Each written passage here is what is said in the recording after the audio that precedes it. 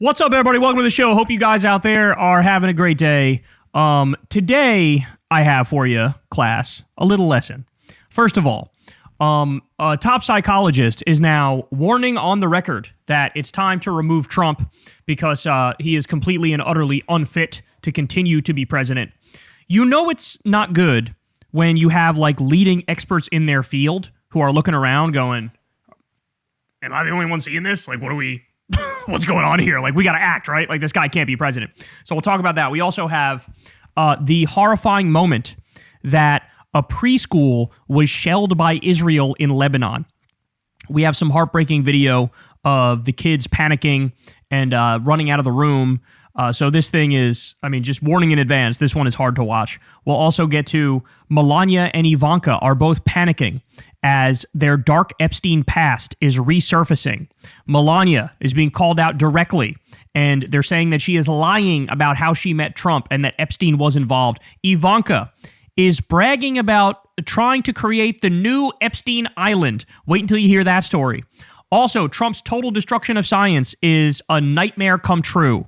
It is the results of this thing are going to be catastrophic for generations to come. And we have ex-MAGA hosts are now unloading on the movement and flat out saying they are pro-fredophilia.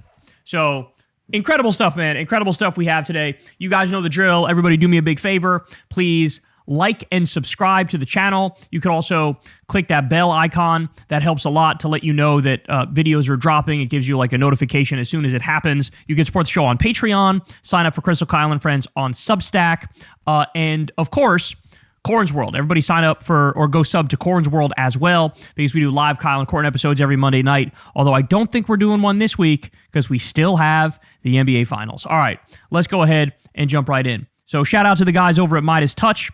They released this video here where they break down a top psychologist is demanding the 25th Amendment for Trump. Here we go. One of our nation's top psychiatrists is finally breaking his silence about Donald Trump's rapidly declining cognitive and physical functions. Dr. Henry David Abraham, a professor emeritus at Tufts University, is going public with his demand that the 25th Amendment be invoked. He states that Donald Trump currently poses a clear, present, and imminent danger to the United States and the world, and that Donald Trump should be nowhere near nuclear weapons as a result of Trump's declining cognitive and physical functions. We should also point out, he has now repeatedly threatened to use the nuclear weapons. Remember the post, an entire civilization will die tonight? He said that about Iran. He's made at least 4 threats of nuclear annihilation.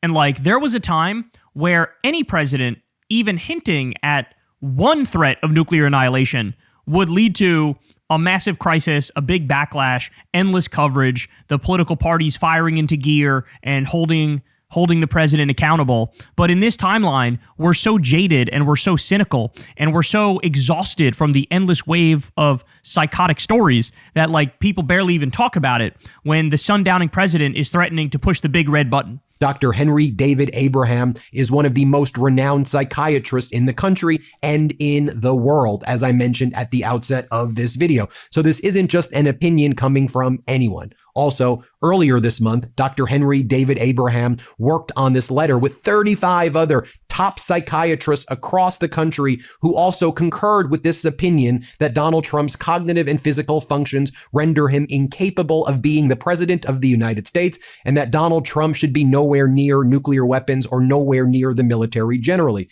But now, Dr. Henry David Abraham conducted his first interview where he is not mincing words about Donald Trump's condition and what a threat Donald Trump poses to our country and the world. Now, right as Dr. Henry David Abraham went public, Donald Trump posted last night at around 11:20 p.m. the following: Trump scores 30 out of 30 on cognitive assessment, looks 14 years younger than he is. Physical.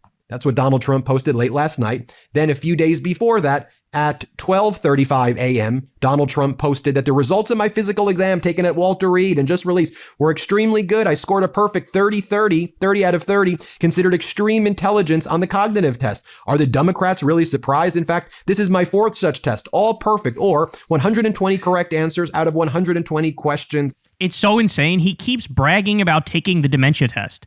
And the fact that you have to keep taking the dementia test is you telling on yourself that people around you are worried because you're showing signs of severe cognitive decline.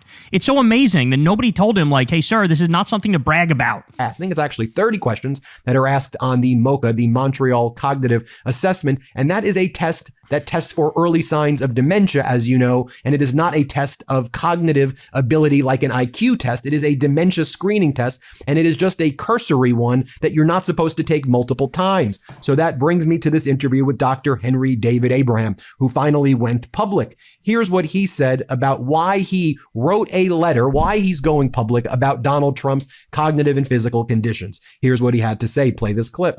I think there are two reasons. One, we were witnessing with increasing alarm the changes within the president mentally and cognitively and emotionally that were alarming and were suggestive of possible but very specific and disturbing mental health issues. That was the first piece of the story. The second piece of the story is really how we manage the nuclear arsenal. And there's only one person in the United States that can launch a nuclear war. That's the president. He's followed around by an officer in the Air Force who has a little suitcase. Its nickname is the football. Inside that suitcase, chained to his little arm, is a series of codes which, at a moment's notice, can launch nuclear strikes anywhere in the world. So coupled with emotional instability and sole access and control over nuclear weapons, my colleagues and I, we didn't say this in the document that was recorded in the congressional record, but my opinion was, yikes. This is really yikes. This it may not be very professional, but it is right on target. Remember, 35 different top psychiatrists signed on to this letter to be like, this is not tenable. What we're doing here is not acceptable. Jake Tapper wrote a book about Joe Biden's failing health, after the fact, by the way. And now, yet again, we're in the midst of witnessing Trump's health being objectively worse than Biden's was, both his physical and his mental health. And Jake Tapper's nowhere to be found on this one. It's incredibly disturbing how we've just normalized the insanity to the point where I feel like I'm in the Twilight Zone and most of the people around me are just not, it's not really digesting what we're witnessing. That the president is completely and utterly out of his mind. That he probably has Alzheimer's, that he's probably on Leqembi, that's probably what the bruise is on his hand. That's from the injections that he gets on a regular basis. He's probably dealing with mini strokes or congestive heart failure. That's why he has those giant ankles. They said it was, chronic venous insufficiency, but that comes on over time. Like he would have had that for a while. He would have had signs for a while. And his earlier physicals said no sign of that whatsoever. So the fact that the ankle swelled in an acute sense means it's very likely tied to congestive heart failure, which is like, you mix that with the bruises, with the neck rash, with the face drooping down, with the mouth drooping to show signs of, at the very least, mini strokes, with the cognitive problems, with the eyes shut, with being awake all night and being asleep in meetings during the day, with the temper tantrums, with the emotional instability, with all this stuff, the going back and forth, endless contradictions. I don't know how anybody can look at this and just feel like, oh yeah, we can ride this out for another 2 years. Bitch, we'll be lucky if we could ride this shit out for another 2 months. Because I'll tell you what, one of the things that's about to happen, the chickens are about to come home to roost with the energy crisis that we have.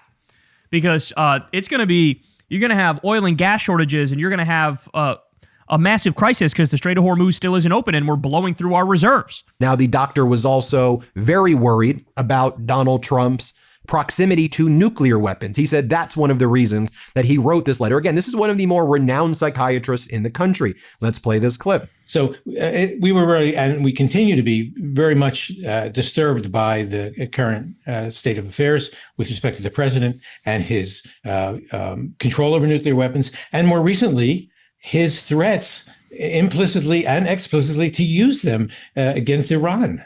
Then the doctor speculates on what he believes, in his opinion, that Donald Trump could have. He makes it clear he's not making a diagnosis. He makes it clear he doesn't know for sure. And he says, we don't necessarily know, but he says, I'm asking questions and forming opinions. As, to be clear, this video is protected by my First Amendment right under the United States Constitution as opinion speak. By the way, the reason why Ben has to do this is because Trump is litigious as fuck.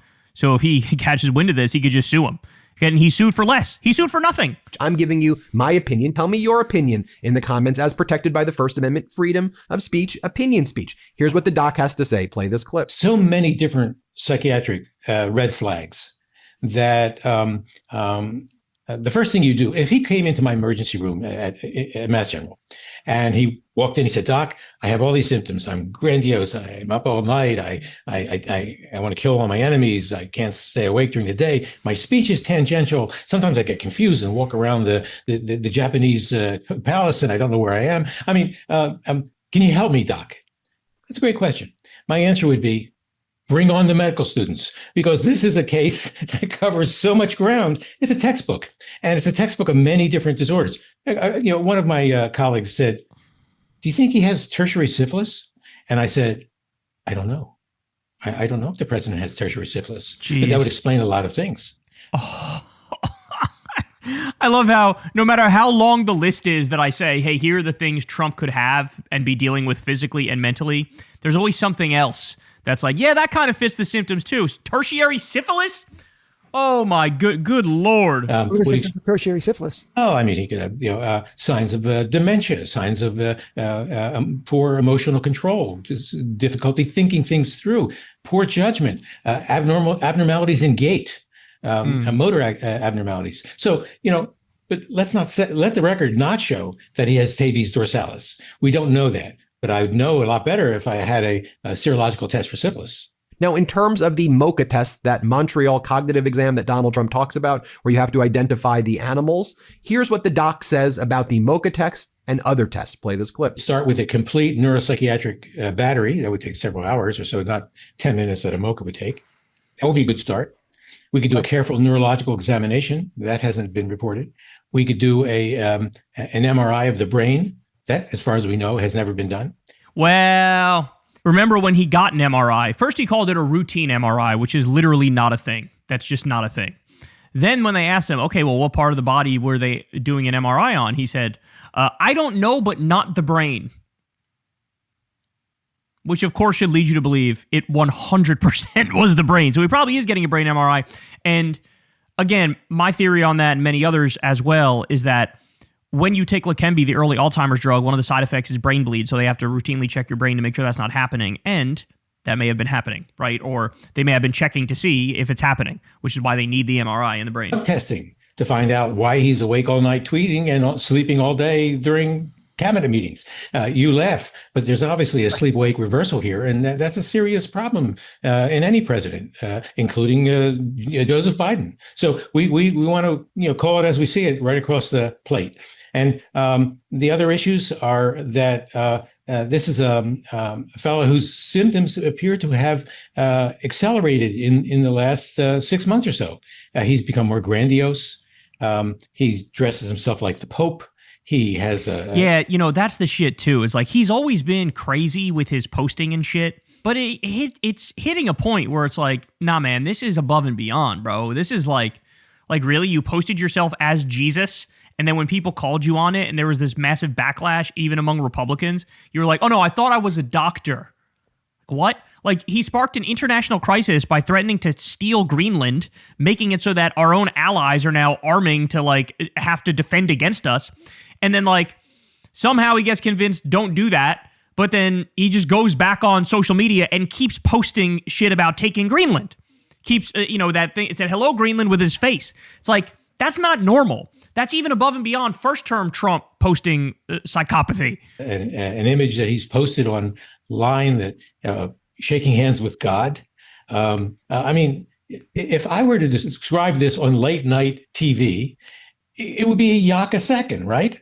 But we're talking about the president of the United States. This is the real deal here. This is crazy stuff. And my colleagues recognized this, and we said, look, a grandiose, impulsive guy, given to rage attacks, awake all night without controls, with access to the nuclear codes.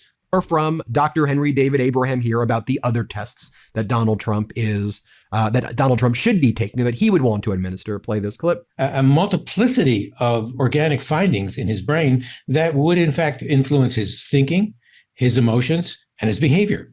that would be a tremendously powerful tool. I had, years ago, I had one of my patients he was a professional criminal. He was a bad dude.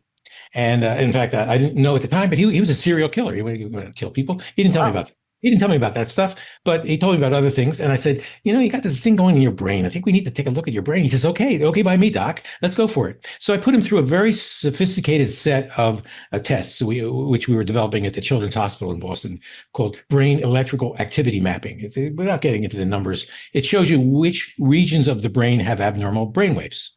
And his brain waves showed abnormalities in this part of the brain, prefrontal cortex, and this part of the brain, the temporal cortex. Now, what do those parts of the brain do? Well, the prefrontal cortex is like your conscience. It tells you, it's like Jiminy Cricket. Don't do that. Don't do that, Pinocchio. That's bad.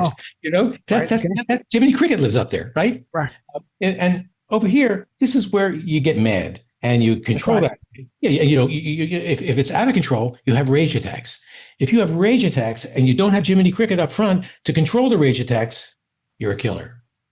And so those kinds of connections or failed connections, you wonder if anything like that is going on in Donald Trump's mind. And I have to say, I feel like as I've gotten older, I've become more partial to explanations like that, where sometimes you see stuff and you're just like, I don't know why or how that is how it is, but that's just in the nature of that person.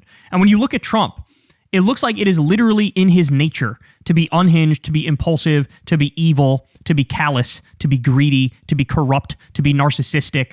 And I don't say that lightly, but like sometimes, the wiring's all wrong. And if the wiring's all wrong, what the fuck are you going to do? We don't have the ability or the advanced medicine to be able to like rewire that shit and fix it. He's just damaged goods. He just is. And like here you have basically a doctor saying that in so many words as well. He certainly has an indifference to the pain of others. I think that jumps out at most of us. When 300 little schoolgirls were killed in the first assault on Iran during the recent war, he was asked about it, and he said, that Iran did that. Exactly. Iran didn't do that. Tomahawk cruise missile did that. Let's call it the way we see it. So it's that kind of inability to accept the consequences of your actions, which is a very worrisome kind of thing. Couple that with his rage attacks when he throws his dinner on the wall 2 to 3 times a week, according to Cassidy Hutchinson. I didn't even hear about that one. Oh my days! He goes off and has to be led from the Situation Room when the 2 pilots are down over Iran because he's afraid of what that'll do to him politically. I mean, this is a guy who's inclined to have rage attacks. And he doesn't really care what happens to other people. It's a bad combo. And add nuclear weapons to that, and that really worries a lot of my colleagues. And then finally, why is an MRI so important? Here's why the doctor explains. Let's play this clip. Every test that's relevant to this discussion. You want a list? I'd like an MRI. I'd like a good neuropsych battery. I would just like to see the 3 MoCA scores that he's had, because that's kind of a tell. You give a MoCA once, you say, oh, how's the guy doing in the dementia area? And you get a number. And you say, oh, okay, well, that's we can ignore that problem, or we can say, we got a problem here. But if you do it 3 times in a row, you're not saying, oh, does he have a dementia? You're tracking a value, and you want to see whether this guy is in a slow slide or he's falling off a cliff. Okay, guys, what the fuck? What are we doing here? Why is nobody talking about this? Why is this not all over the media? Why are Democrats not hammering away on this? I mean, this is crazy. Here you have a top psychiatrist saying the only reason you would get 3 or 4 of these tests is because there's obviously a decline and you're tracking how fucking fast the decline is happening. What the fuck? Oh my God. I'm sorry, bro. Our news environment and our information environment is so thoroughly fucking broken that like, this is, I mean, I feel like this is not going to go anywhere. Nobody's going to talk about this. Nobody's going to do anything. It's just like, the president is actually sundowning right in front of our eyes. And like, people are just sitting there watching it happen. By the way, as I've told you 1,000 times, there's going to be the exposés that are going to come out, the tell-alls that are going to hit the shelves. After the Trump era is over, after Trump is dead and gone, after all the fucking little disgusting sycophants around him are trying to save any relevance they have, the speed with which they will tell you everything they know is going to be astonishing. And you're going to hear that everybody knew that he had dementia, that he was sundowning, that he was dealing with Alzheimer's, that he had congestive heart failure, that he's dealing with strokes, that he's got all these physical and mental health issues, that he's not of sound mind. And as he's not of sound mind, he's ordering fucking airstrikes on schools and hospitals and bridges and steel plants. That as he's not of sound mind, he's ordering the opening of ICE concentration camps where we send immigrants to get tortured and raped. Like, this is what's going to happen. We're going to learn one day that, like, we literally let an absolute madman run roughshod over our Constitution and our country with no consequences whatsoever. And we all just sat there cucked by him, right? We all just sat there and said, it is what it is. What can I do to stop it? It is going to be a nightmare when we learn the depths of the depravity and how much he's able to get away with. That's why they're doing multiple mochas. I'd love to see the numbers. They have them. They're not telling us what they are. Now, it should be. Yeah, Trump is going, everyone was perfect. That's why I keep taking it. I like seeing when I get perfect results. He noted that Donald Trump, in my view, is covering up all of these, of the underlying data. He never releases the data of the exams. You know, first they claimed there was an MRI taken last October. Then they said, no, it wasn't an MRI. It was a CT scan of the abdomen. Okay, Donald Trump says, I don't know what part of my body the MRI was on. Okay. But it wasn't the brain, he said. People usually know where the MRI was. But then said it wasn't an MRI, it was a CT scan. So it's just lie after lie from this regime. We don't have Trump's medical report from the Butler incident where he claims there was an assassination attempt. We don't have the medical. And now you even have MAGA going, I don't know about that one, Chief. I don't know about the White House Correspondents' Dinner shooting, Chief. I don't know about all that. Why is it every time a poll comes out with him at like 32% approval, all of a sudden there's another assassination attempt and he runs around playing the victim? Why is that? Can somebody explain that to me? We don't have the underlying medical data from any of these exams. And it's, you know, the reports that are produced are like, Donald Trump's hands look the way they do because he shakes a lot of hands. There's only light swelling in his legs. His health is demonstrated by the fact that he keeps a rigorous schedule. There's like no mention that the guy falls asleep wherever he goes and he falls asleep during the day. But you heard there from a top psychiatrist wanting the 25th Amendment to be invoked, joined by 35 other top psychiatrists who believe the top psychiatrists in our country who say invoke the 25th Amendment. And that, by the way, was just entered into the congressional record. Jeez, man. Shout out to the Midas Touch guys. Good piece here. 35 different top psychiatrists saying, what are we doing? He's got to go. And think of the lack of coverage this shit is getting, man. Like, what is it going to take? Is he going to actually have to, like, nuke Greenland or some shit for people to wake up and realize he's got to go? And the fact of the matter is, if they haven't realized by this point that he's got to go, I don't think people will ever actually realize and just say, we actually have to get rid of him. The Republican Party is a total death cult. All the politicians are totally cucked to Trump. The Democrats are unfortunately neutered. And so here we are. So he does stuff like start an illegal war with Venezuela, an illegal war with Iran, loot the treasury right in front of our eyes. And people just sit there and go, well, yep, he's doing that. Okay, well, I mean, it's going in the history books and not in a good way that this sundowning psychopath is running roughshod over this whole country. Hey, y'all, do me a favor and like and subscribe. It helps out big time in the algorithm. Click the bell as well for notifications when videos drop. And watch that video on screen right now. You know you want to. Now, if you follow the news like I do on a regular basis, at a certain point, you sort of become numb and dead inside to the absolute atrocious nature of what's happening in the Middle East, right? And Israel has just been on a rampage for years now, where they're killing everybody in Gaza, they're bombing everything, they're stealing the territory, they're now doing pogroms in the West Bank to steal even more and more land. Trump is going to let them annex the entire thing. You see them attacking Lebanon illegally, stealing land there as well. Attacking Iran, of course. They played a key role in starting this illegal war against Iran. But like, you know, you see the videos, you see the stuff on social media of like, here's a child who was blown to pieces. Here's their remnants, right? You see hospitals being attacked and schools being attacked and World Central Kitchen workers being murdered and people waving white flags getting shot and just right to grape protests happening in Israel when one of the IDF goons graped a Palestinian. You see, I mean, you sort of get numb to it after a while because at a certain point, as somebody who does the news, you go, okay, well, I already covered them graping Palestinians. I already covered them murdering Palestinians. I already covered them destroying 90% of the buildings in Gaza. I already covered this. So you get to the point where it's like, oh, look, another mass murder at a hospital. I guess that's not news, is it? But like, But that's wrong. We're falling into this this like mental crutch of, well, it's not new in the sense that we've seen other hospitals get bombed, so is it really noteworthy? Should we talk about it? But we have to every single because every single one of these bombings, there are innocent people being murdered right in front of our eyes. Every single one. These are people that have hopes and dreams and family and friends and wishes, and they're being treated as less than animals by a vicious, fascist, terrorist, ethno-rape state, okay? Well, just to sort of shake everybody out of their complacency and remind them of the shit that we're dealing with here. Look at this video. This video came out of Lebanon, and it's basically a nursery school. So I guess they're even younger than preschool here. And the IDF was shelling nearby.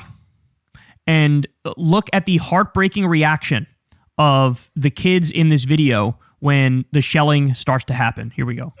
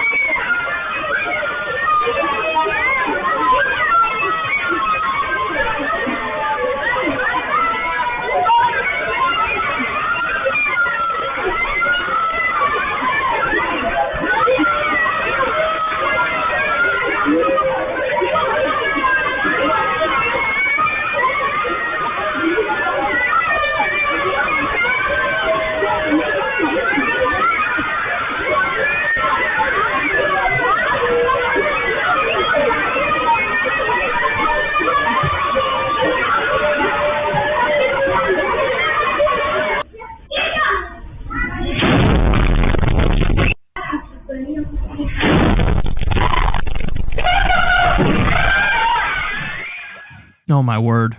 This got 4.2 million views on social media.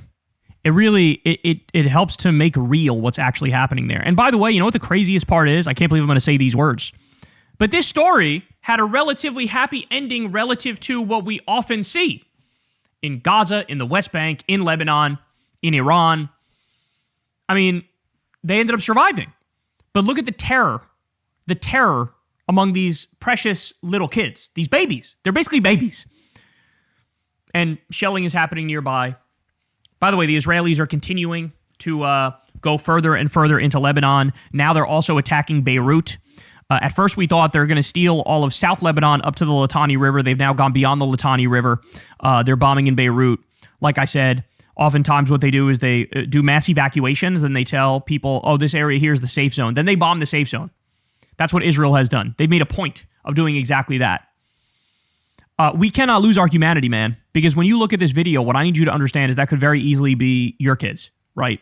You look at this video, imagine this was happening in fucking Orange County, California. How you would feel. What would you say? Imagine this was happening in New York. Imagine this was happening in fucking Tennessee. It's this weird thing where, like, people have just gotten used to the Israeli terror state murdering civilians and doing wanton violence to their neighbors that, like, it doesn't even register. But like I said, those people are people just like we're people. And they're under an offensive attack by a hostile foreign enemy. And like, if China did that to us, or Russia did that to us, or Iran did that to us, can you imagine the fucking reaction? The president might go and press that big red button and drop a fucking nuke on whoever would do this to us. But in this instance, again, this barely will be talked about. CNN won't talk about it. MS Now won't talk about it.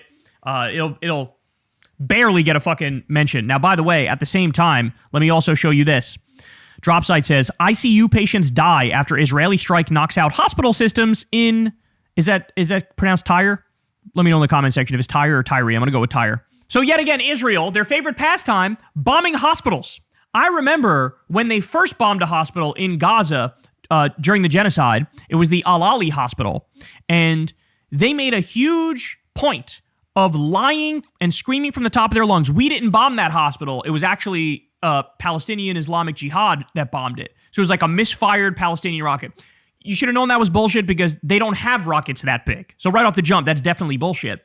But they made a big spectacle and a big deal of calling everybody anti-Semitic who accused them of doing that bombing, because what they did is they laid the groundwork where people start to muzzle themselves. They start to censor themselves, where now the next time a hospital gets bombed, they go, I don't want to be called anti-Semitic. I don't want people to say I'm crazy or I'm jumping the gun here. And so who knows who bombed the next hospital? And so you make a big deal about the first one to try to censor everybody and muzzle everybody for the next hospital bombing. And then by this point in the genocide, literally every single hospital in Gaza was attacked. Every single fucking hospital. And nobody talked about it once it got to the later ones. So it's this strategy that they do, right? Make a big deal, call it a lie, call it propaganda, say you're a dupe of Hamas, say you're anti-Semitic if you accurately say Israel bombed the hospital. And now here we are, fucking like 40 some odd hospitals bombed later, every university bombed later. And, now it's like, y'all, and nobody talks about it. So they say some of the intensive care patients at Jabal Amel Hospital in the southern Lebanese city of Tyre died after an Israeli strike near it knocked out the facility's power, oxygen, and life support systems. Press TV journalist Hadi Hotate reported the casualty toll from Monday's attack rose to 13 killed, according to local media. At least 4 were killed and 127 wounded at the hospital, including 39 members of the hospital's medical, nursing, and administrative staff, according to Lebanon's national news agency. The strike destroyed a residential building opposite the hospital, causing extensive damage to one of the last hospitals in southern Lebanon, still providing intensive care, surgery, and pediatric services. Channel 4 reported that a large apartment block directly across the hospital was reduced to rubble in the attack. So understand something, they're doing all this on purpose. And there's been extensive reporting, actually, about how you now have Christian families in Lebanon. They are hiding Shia Muslims. And the Israeli government is saying, if we catch you hiding Shia Muslims, you are also the enemy as well. And you will be treated as such. And so it's basically like, give up the Shia or we kill you too, is what they're saying. Which literally should give people flashbacks to exactly what happened during the Holocaust in Nazi Germany, right? It's the Anne Frank story. It's like, somebody who's not Jewish is hiding Jews in the attic, and then the Nazis view you as an enemy too. It's the same shit, except now the Israeli terror state are the Nazis. That's actually happening in real life. That's what's happening now in Lebanon. So look at this. Here's a video from inside the hospital, I guess. Oh my God.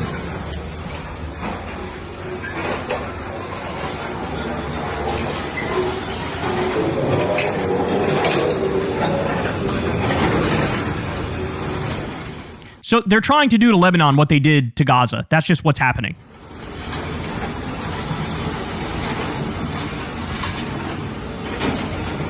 You can see the rubble. See in the distance here the rubble.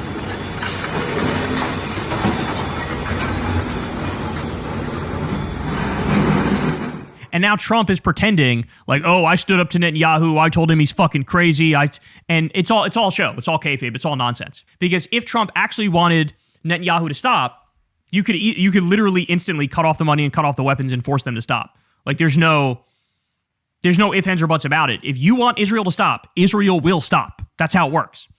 But he's not. It's all show. It's all nonsense. And without a doubt, Israel's going to continue, and they are continuing. Right? They put on this show like they were going to stop. Iran said, we're not going to open the Strait of Hormuz or make a deal with you until you stop bombing Lebanon. And Israel's like, that's nice. We're going to keep bombing Lebanon. We're going to keep going deeper and deeper into Lebanon. We're going to keep trying to steal more and more of Lebanon because they want to create that greater Israel. That's what they want to do. It is, as I always say, we're living through history in the worst possible way. This is some new Nazi shit is what we're living through. And anybody who obfuscates it or deflects or tries to pretend like this isn't what it is, they're immoral and they're unethical and they're monstrous. They're monstrous, if I'm being honest. So show everybody the video of the pre-K, the reaction from the kids when bombs were dropped nearby, shelling was happening nearby, and remind everybody that could just as easily be your kids, because I feel like that gets lost in the noise oftentimes, and it shouldn't. Hey y'all, do me a favor and like and subscribe. It helps out big time in the algorithm. Click the bell as well for notifications when videos drop. And watch that video on screen right now. You want to. So Abdul El Sayed went on MS Now, and he did an interview. And, the polls coming out of his race for the U.S. Senate in Michigan, the Democratic primary, most of them are looking good for him. I believe he's leading in most of the polls that I've seen. And there was even one poll where he was leading by a decent amount. But there's also, I did see one poll where Haley Stevens was winning, and she's the most pro-Israel of the bunch, okay? So you have Abdul El Sayed, Mallory McMorrow, and Haley Stevens. And so Abdul has been making the rounds here. He goes on MS Now. He kind of gets grilled by the host, but man, this is an absolute masterclass in dealing with what ultimately is a very hostile line of questioning, even though it's attempted to be masked like it's not. A big Jewish population in Michigan, and a lot of them, feel uncomfortable in this moment about anti-Semitism, about the way that campaigns sometimes speak about what is anti-Semitism and what is not. What do you say to the Jewish community who you're going to want to vote for you about your positions on Israel, on AIPAC funding, et cetera, and how they shouldn't feel alienated by a candidate like you?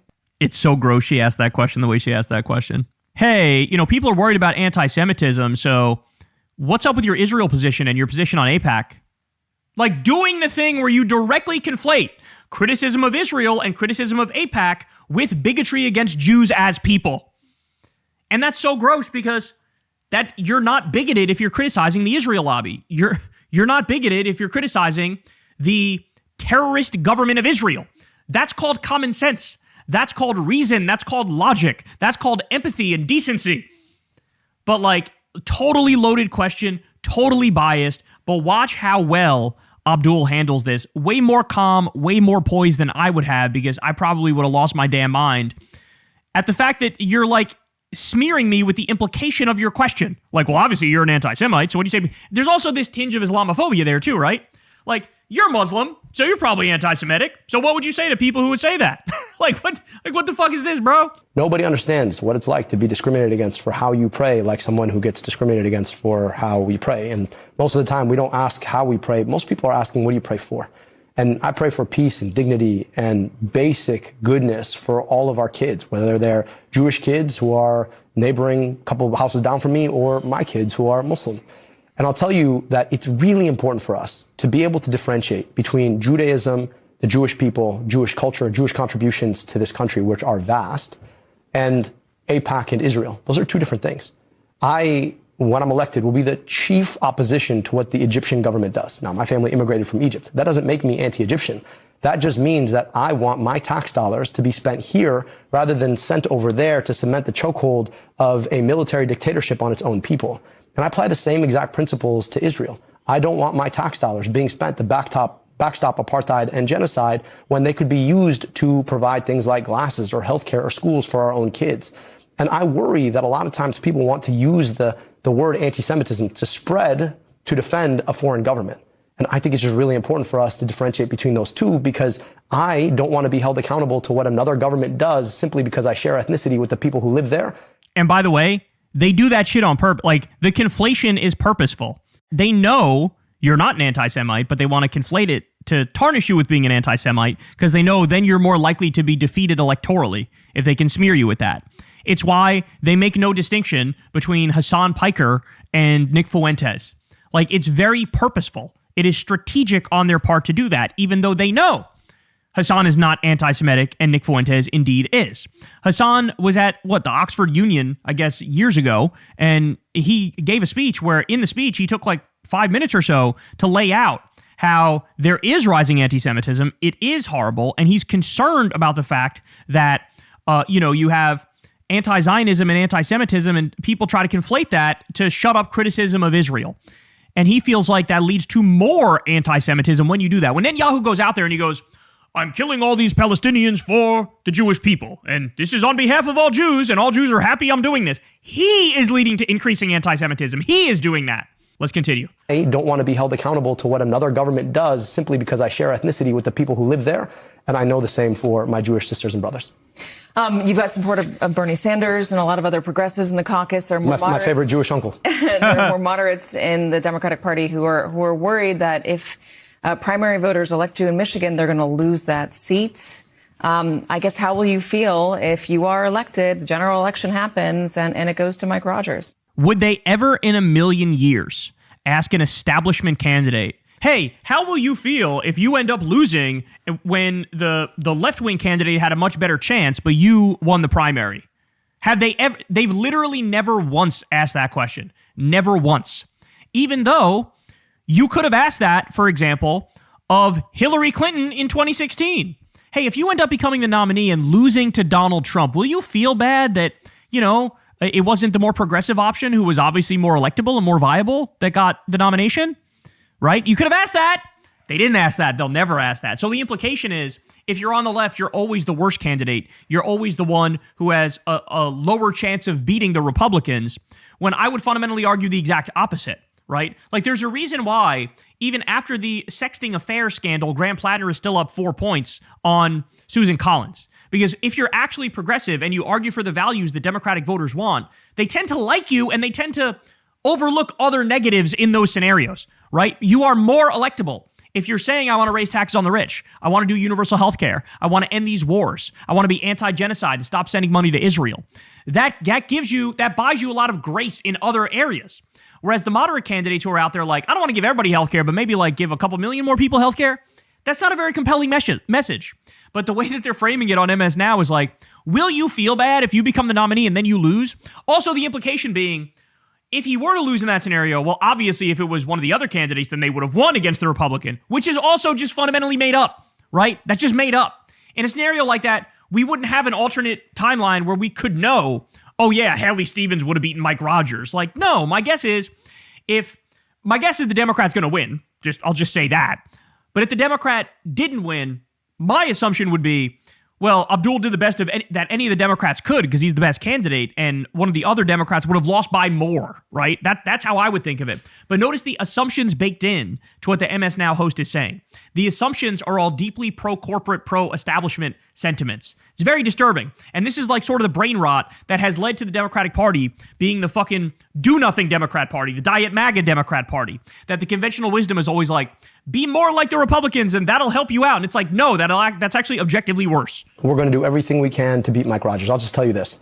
Who better to take on a guy who voted 60 times to raise prescription drug prices and then helped to architect the legislation that kicked off the opioid epidemic and then took a $14 million payout to be a pharma lobbyist than a guy who's a doctor who rebuilt the health department in the city of Detroit, eliminated $700 million of medical debt, and put Narcan in 100 locations. There is nobody better to prosecute that case than I will. So we're going to beat him by 7. We're going to beat him up and down the state, and we're going to show them what it looks like to actually campaign on strength. Oh, my word. Oh, my days.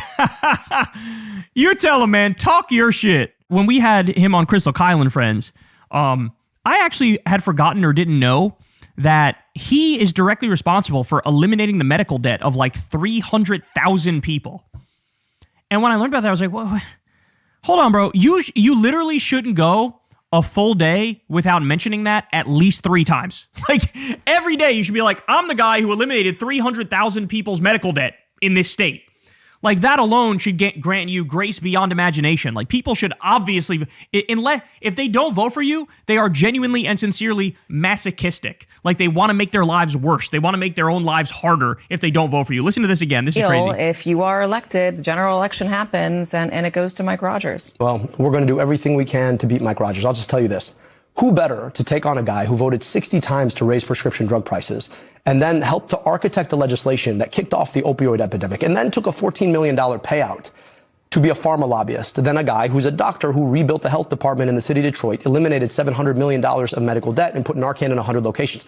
There is nobody better to prosecute that case than I will. So we're going to beat him by 7. We're going to beat him up and down the state, and we're going to show them what it looks like to actually campaign on strength. Jesus Christ. It's a shame it cut off here. I could listen to him talk all day. Anyway, vote for Abdul. Michigan, vote for Abdul. Vote for him in the primary. Vote for him when he gets through and he's in the general. I'm telling you, man, like, it really feels like we're sort of dealing with a last-ditch effort to try to save this country from its worst possible fate. And, like, the people can choose to just not save it and choose to hit the fucking iceberg Like, right? Like that's a possibility. But man, I hope that we have the intelligence to not do that. And unfortunately, the left always has to do the heavy lifting. So spread the word far and wide, man. You got to support this guy. That was a masterclass in how to deal with a low-key hostile interview. Hey y'all, do me a favor and like and subscribe. It helps out big time in the algorithm. Click the bell as well for notifications when videos drop. And watch that video on screen right now. You know you want to. So this is so crazy that it almost sounds like a joke, but I can assure you it's not a joke. Take a look at this. Israel's ambassador brings a drone to the UN to complain about Hezbollah's drones, okay? So the Israeli ambassador goes to the UN and he gives a speech where he's like complaining that like, bro, we're getting attacked. And the drones are like killing our IDF soldiers, man. What the fuck? But what he's not telling you is the IDF has illegally invaded Lebanon. Like, they went in there. By the way, they're wiping out cities and towns left and right, just like they did in Gaza, where they bombed every building known to man. It's like 95% of the buildings are just totally wiped out. It literally, people are talking about places in Gaza in the past tense. That's how bad it is, right? Like, it was total annihilation, ethnic cleansing, genocide. Now they're doing that in Lebanon, and the Israelis have the nerve to go to the UN and complain. Like, bro, can you believe we're starting a fight and they're fighting back? You're not allowed to fight back. You have to sit there and take it. You need to sit there and die. And if you don't, then I'm going to go complain to the UN. Like, the thought of the Israelis going to the international community and being like, can you believe these people doing this? You're the government of Israel. You're the ones where, like, all of your top officials are wanted for war crimes.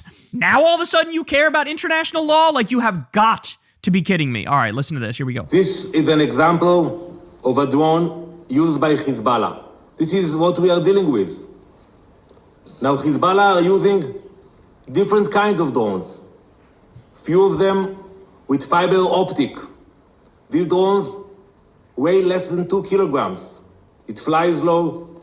It is very difficult to detect. And by the time you hear it above your head, it's too late. It can fly undetected for tens of miles. And all of a sudden, you see it above your head. A thin cable is what makes this drone different. It does not rely on a radio signal. It cannot be easily jammed, unfortunately. It gives the operator a live video feed and direct control until impact. This is a modern warfare, cheap, precise, deadly. Look, man, I'm old school. If you don't want to get attacked, don't illegally invade a country, right? Simple. You don't want to get attacked, don't attack them. Don't illegally invade the country. That should be simple. But the point here is they're actually way more advanced than Israel thought. That's the point. In the same way that Iran was way more prepared for war with the axis of Epstein than we thought. Like, they have these drones. It's a pain in the ass dealing with these drones. They end up doing a tremendous amount of damage.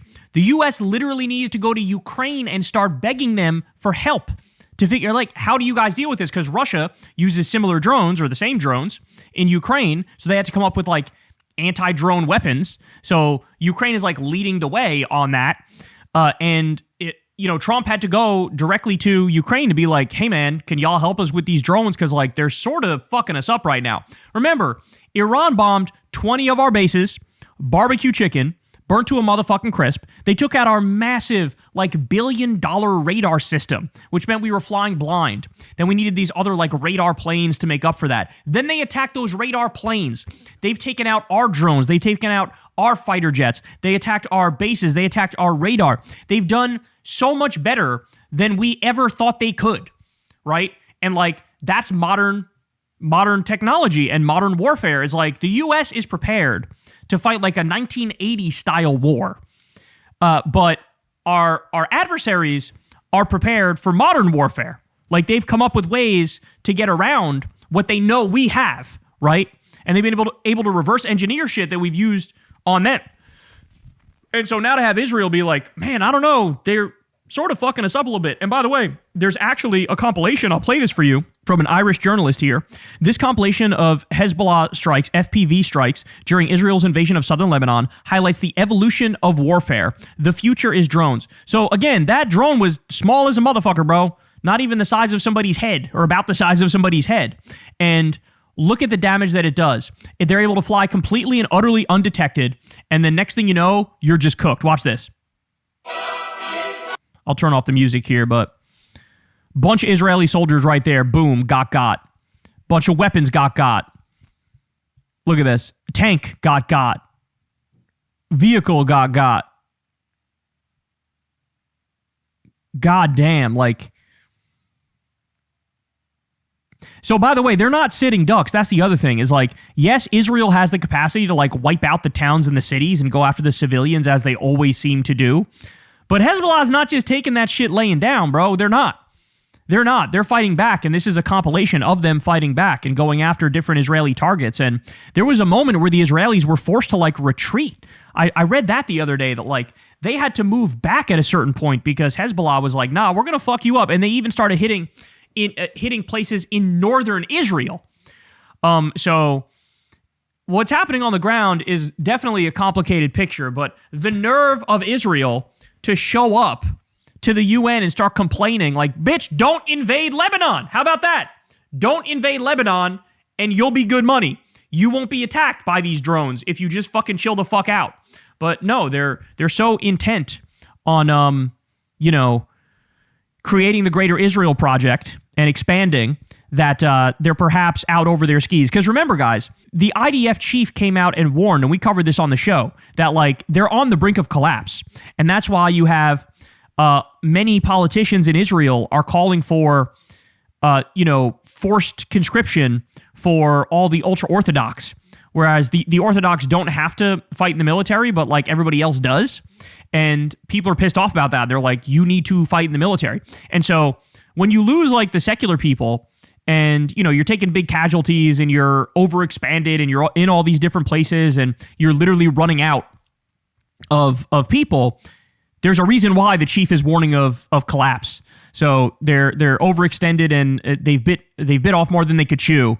So we'll see what happens. But look at these videos, man. This is all like each one of these is a different attack that Hezbollah did on the IDF as the IDF invaded Lebanon. They didn't think they'd get fucked up this badly. And I should note that like in the same way that the US is hiding the actual injury number and casualty number that we dealt with in Iran and are dealing with in Iran, in the same way Israel is hiding how much damage has been done in Israel proper by the war against Iran, you also have them hiding all of this information as well. Like Israel has not come out and said, oh, we have X number of casualties, X number of people injured. And you just saw in this clip released from Hezbollah that, oh yeah, we actually got a lot of IDF soldiers who were invading. So anyway, crazy stuff here. But Israel has some nerve to go to the UN and start complaining about modern warfare. Like, okay, bitch, withdraw. Then you won't have to worry about this. Hey, y'all, do me a favor and like and subscribe. It helps out big time in the algorithm. Click the bell as well for notifications when videos drop. And watch that video on screen right now. You know you want to. So as you all know, Cenk Uygur and Hassan Piker were both banned from the UK. They were going to go do the South by Southwest event, among many other things. I know Hassan had something planned with Jeremy Corbyn. And they both had their visas revoked. And the reason for that was their criticism of Israel. There's been a lot of talk about this. We've talked a lot about this. It's obviously a massive affront to free speech and Enlightenment values. It's disgusting. It's cucking yourself to a foreign terror rape state. I don't have the words to condemn it strongly enough. I find it so grotesque, and it truly is stripping these guys of their freedom. It really is. Well, Cenk has been making the rounds and doing a whole bunch of interviews. Here he went on GB News, and you have this guy, one of the smuggest men I've ever seen in my life, this guy by the name of Jacob Rees-Mogg, who quite frankly looks like a fredophile. And he has Cenk on with him here and basically invites him on to accuse him of being an anti-Semite. He invites him on specifically to accuse him of being an anti-Semite. Let's watch and we'll break it down. Here we go. First of all, I hope I don't upset the public order, because I'm sure that as soon as people hear me in the United Kingdom, mayhem will break out. That's according to the British government, which is hilarious and ridiculous. Second of all, I want to clarify on the grooming gangs that portion of what the British government said is a flat out lie. If you kept rolling that tape, it is on tape and it is indisputable. I said the grooming gangs definitely exist and they should definitely be prosecuted. So they just made that up, period. And probably they got it from the Israeli lobby. The Israeli lobby exists in America and the UK, And then people claim they don't have any power, which is hilarious. This is super important. There is a massive difference between Jewish people and the government of Israel. It's true of every single country. There's a difference between the British people and the British government, the Turkish people and the Turkish government, right? So now when you say that about the Turkish government or the Saudi government, everybody agrees. When you say it about the Israeli government, they weaponize charges of anti-Semitism in order to protect the government of Israel and the genocide they're committing. So I'm a fierce critic of Israel, but I never put it on Jewish people. In fact, I'm worried that Israel's defenders are using that in a callous way, and it endangers Jewish Americans and Jews in Britain and across the world, because they keep saying all Jews want this genocide. That's not true. All right. None of the Jewish people I know want this genocide. Okay. But is it strictly true that you always differentiate between the Israeli government and the Jewish people? I believe you said Israel controls the American government through donations to 94% of Congress. But those donations aren't from the Israeli government. They're from individual Jewish people living in the United States. That is factually wrong. The number one contingent of Zionists in the U.S. are actually Christian. They're evangelical, fundamentalist, Christian Zionists, people like Mike Huckabee. There's way more of them in the U.S. than there are actual Jewish people. And they also are massively in favor of Israel, massively in favor of the Israel lobby. They donate, they give money, but really, the Israel lobby is representing the government of Israel, right? So even if that weren't the case, it's still the case that the Israel lobby is representing the government of Israel. They lie and they pretend like they're not. It's like, oh, no, this is just Jewish Americans representing. That's a lie. That's bullshit. That's not true. But here he's trying to say, since you criticize the Israel lobby, isn't that by definition anti-Semitic? Because like it's all Jews who fund it, which again, as I said, is factually wrong. But that's the argument he's trying to make. Like, in other words, if you criticize the Israel lobby as aggressively as you do, that by its very nature is anti-Semitic. That's his argument. Think about like the implication of what he's saying. What he's saying is you're just simply not allowed to criticize this lobby, right? Which is crazy because like nobody says this about Wall Street and their lobby. Nobody says this about the military-industrial complex. Nobody says this about Saudi Arabia. Nobody accused you of being an Islamophobe for criticizing the Saudi lobby. But for this one, he does. So it's just so fucking dishonest. And Cenk is about to crash out. 4% of Congress. But those donations aren't from the Israeli government. They're from individual Jewish people living in the United States. As I understand American election law, governments aren't allowed to donate to political parties.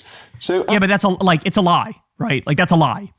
That lobby ends up representing the Israeli government. That's what happens. There's a lot of things written in law, particularly when it comes to campaign finance and stuff like that, that in theory should be enforceable, but it's not actually enforceable. And the Israel lobby ends up representing the Israeli government. That's just how it works. Actually, you do sometimes conflate the Jewish people and the state of Israel, and that is prima facie anti-Semitic. You know, you just made that up on tape, right? Like I said, No, I've got this quotation from you. Let me finish. You asked, you did a very serious charge, so let me answer it. I said Israel. You quoted me as saying Israel. Then you said, hold on. Then you said, no, but you meant Jewish people. Why? I didn't say that. You said that. Are you an anti-Semite? I'm worried you're an anti-Semite. Why did you say Jewish people? Jewish people don't actually support this current Netanyahu government. Did you know that 63%? Hold on. 63% of Jewish Americans, which I read out correctly, is that Israel controls the American government through donations to 94% of Congress. Period. Jewish people donate to congressmen. The Israeli government does not.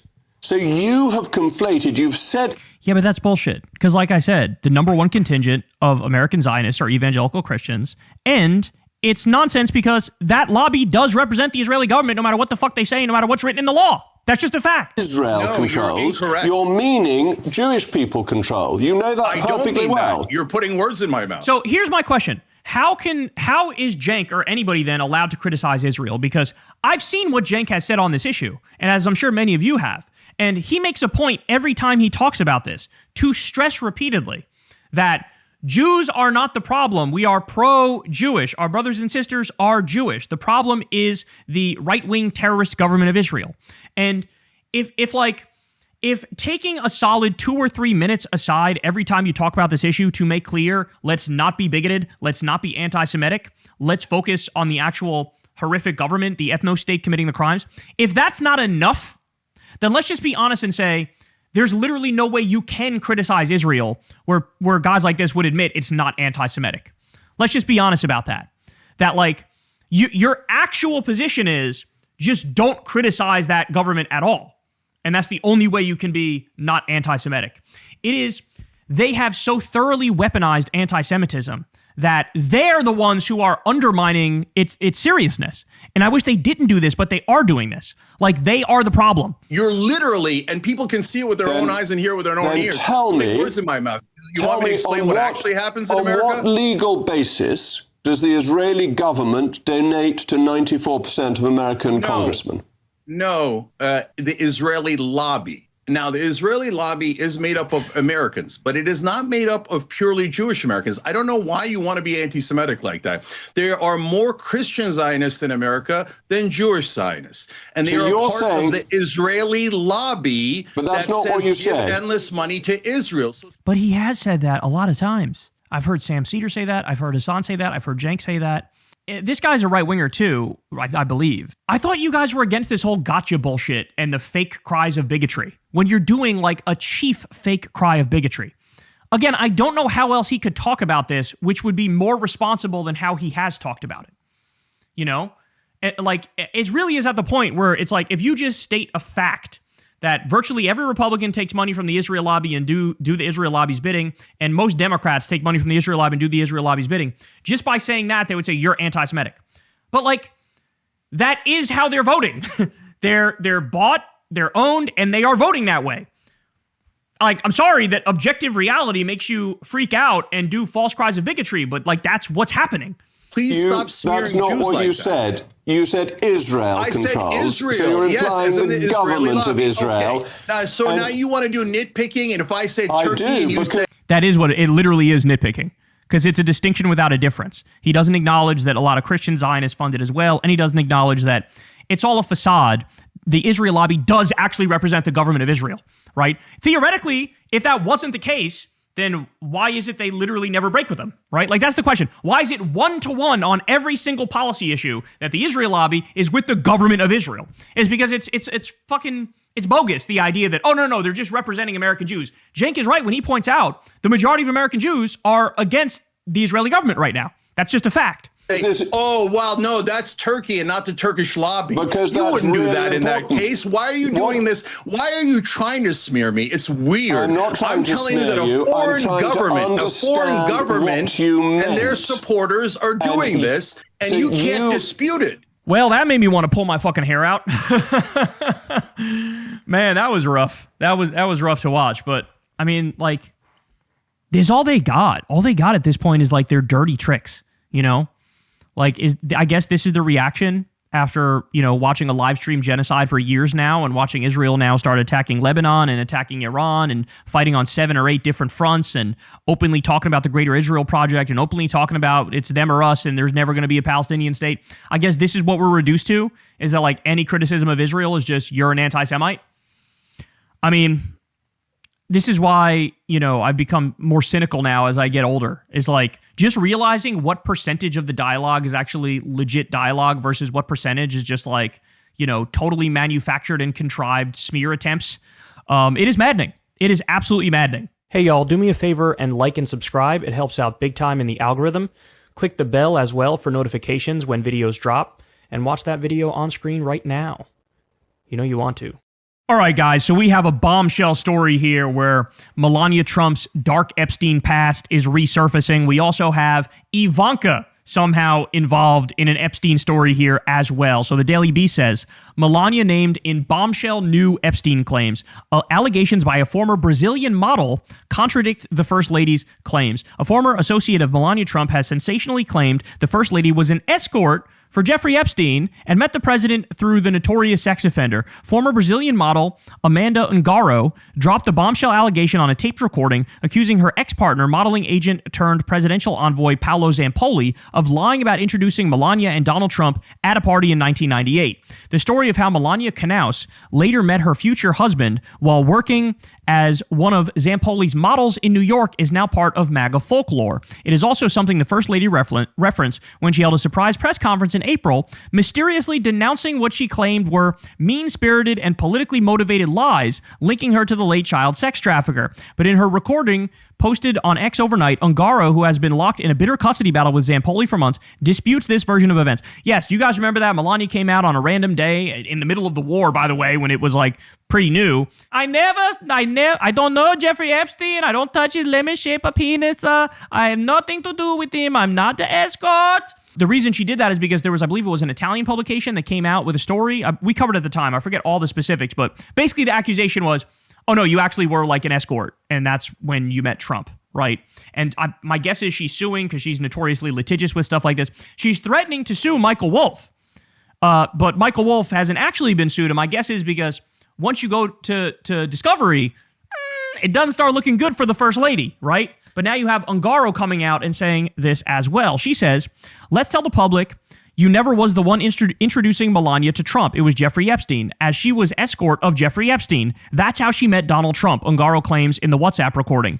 And I know because I was with you 20 years, and you always told me it was not you, it was Jeffrey Epstein, she added. The Daily Beast has reached out to the White House and First Lady's office for comment. Zampoli, meanwhile, told the Daily Beast, quote, I think it is a disgrace that she dares to say things about our marvelous First Lady. Here's a picture of them, by the way. This is in 2022. And they're still all together here. That's kind of crazy. Quote, I'm truly concerned for her health, and I think she truly needs some therapy, the Trump ally said of his ex. Zampoli is now a special envoy for global partnerships and a member of the Kennedy Center Board of Trustees. Ungaro was 17 when she boarded Epstein's private jet, the so-called Lolita Express, on a flight from Paris to New York in June 2002. She was accompanied by her then agent, French modeling scout Jean-Luc Brunel, another notorious fredophile, by the way, who was also a recruiter for Epstein. The pair spent years moving in the same social circles as the Trumps and were photographed alongside Donald and Melania Trump at Mar-a-Lago events. Ungaro also made headlines last year accusing Zampoli of using his influence in Washington to trigger her arrest by U.S. immigration authorities amid an ongoing custody dispute. Zampoli, however, strongly denies this, as does the Department of Homeland Security. But I believe she was arrested by ICE. So, was it not him in the midst of this custody battle, trying to get custody of his kid, trying to kick out his ex-wife from the country? They say, the latest claim, which was posted on Ungaro's X account but has now been deleted, has once again put the Epstein saga under the spotlight, with Ungaro suggesting that Zampoli was covering for Melania and vice versa after he was given a position of power within the administration. Now, let me pause to point out, this is exactly what Trump tried to do in his first term with Jeffrey Epstein. Epstein told his driver, and his driver told a news outlet, that Trump offered Epstein a position in his first administration. And the whole point of that was, hey, I'll give you this prestigious position, but you need to shut the fuck up about all the dirt you have on me. There's a track record of this. So I wouldn't be surprised if they give this Zampoli guy a position for the same reason. Hey, shut up. Don't say what you know about us. Don't say what you know about Melania. Don't say what you know about how we met. This directly contradicts statements the First Lady made earlier this year when she told reporters, quote, I am not Epstein's victim. Epstein did not introduce me to Donald Trump. I met my husband by chance at a New York City party in 1998. This initial encounter with my husband is documented in detail in my book, Melania. I turned her into sounding like Donald Trump at the end. Quote, the first time I crossed paths with Epstein was in the year 2000 at an event Donald and I attended together. At the time, I had never met Epstein and had no knowledge of his criminal undertaking, she told reporters in April. It was not clear at the time what had prompted the First Lady to make her statement, which even seemed to catch the president by surprise. But around the same time, a series of posts from Ungaro began appearing online as direct replies to Melania's archived First Lady account, claiming to know her and threatening to expose everything that I know. This is Ungaro right here, by the way. She knows that I witnessed highly compromising interactions over the course of 20 years, Ungaro said in an interview with the Courier in April without providing details. According to files released by the Justice Department, a one-time assistant to Epstein also told the FBI, effectively under penalty of perjury, that the pedophile introduced Trump and Melania. Zampoli has nonetheless maintained for years that he was responsible after recruiting Melania to his New York agency. Ah, yes, your New York agency. Even without an attorney, I'm volunteering to go to Congress to testify about this because we have seen enough nonsense, he told the Daily Beast in an earlier interview as he recalled playing Cupid. I said, Melania meet Donald, Donald meet Melania, and then I left the table because I had 300 guests. The recording was first posted on the account of independent journalist and Substacker Anthony Andrews, who said he was asked to post it and tag Zampoli.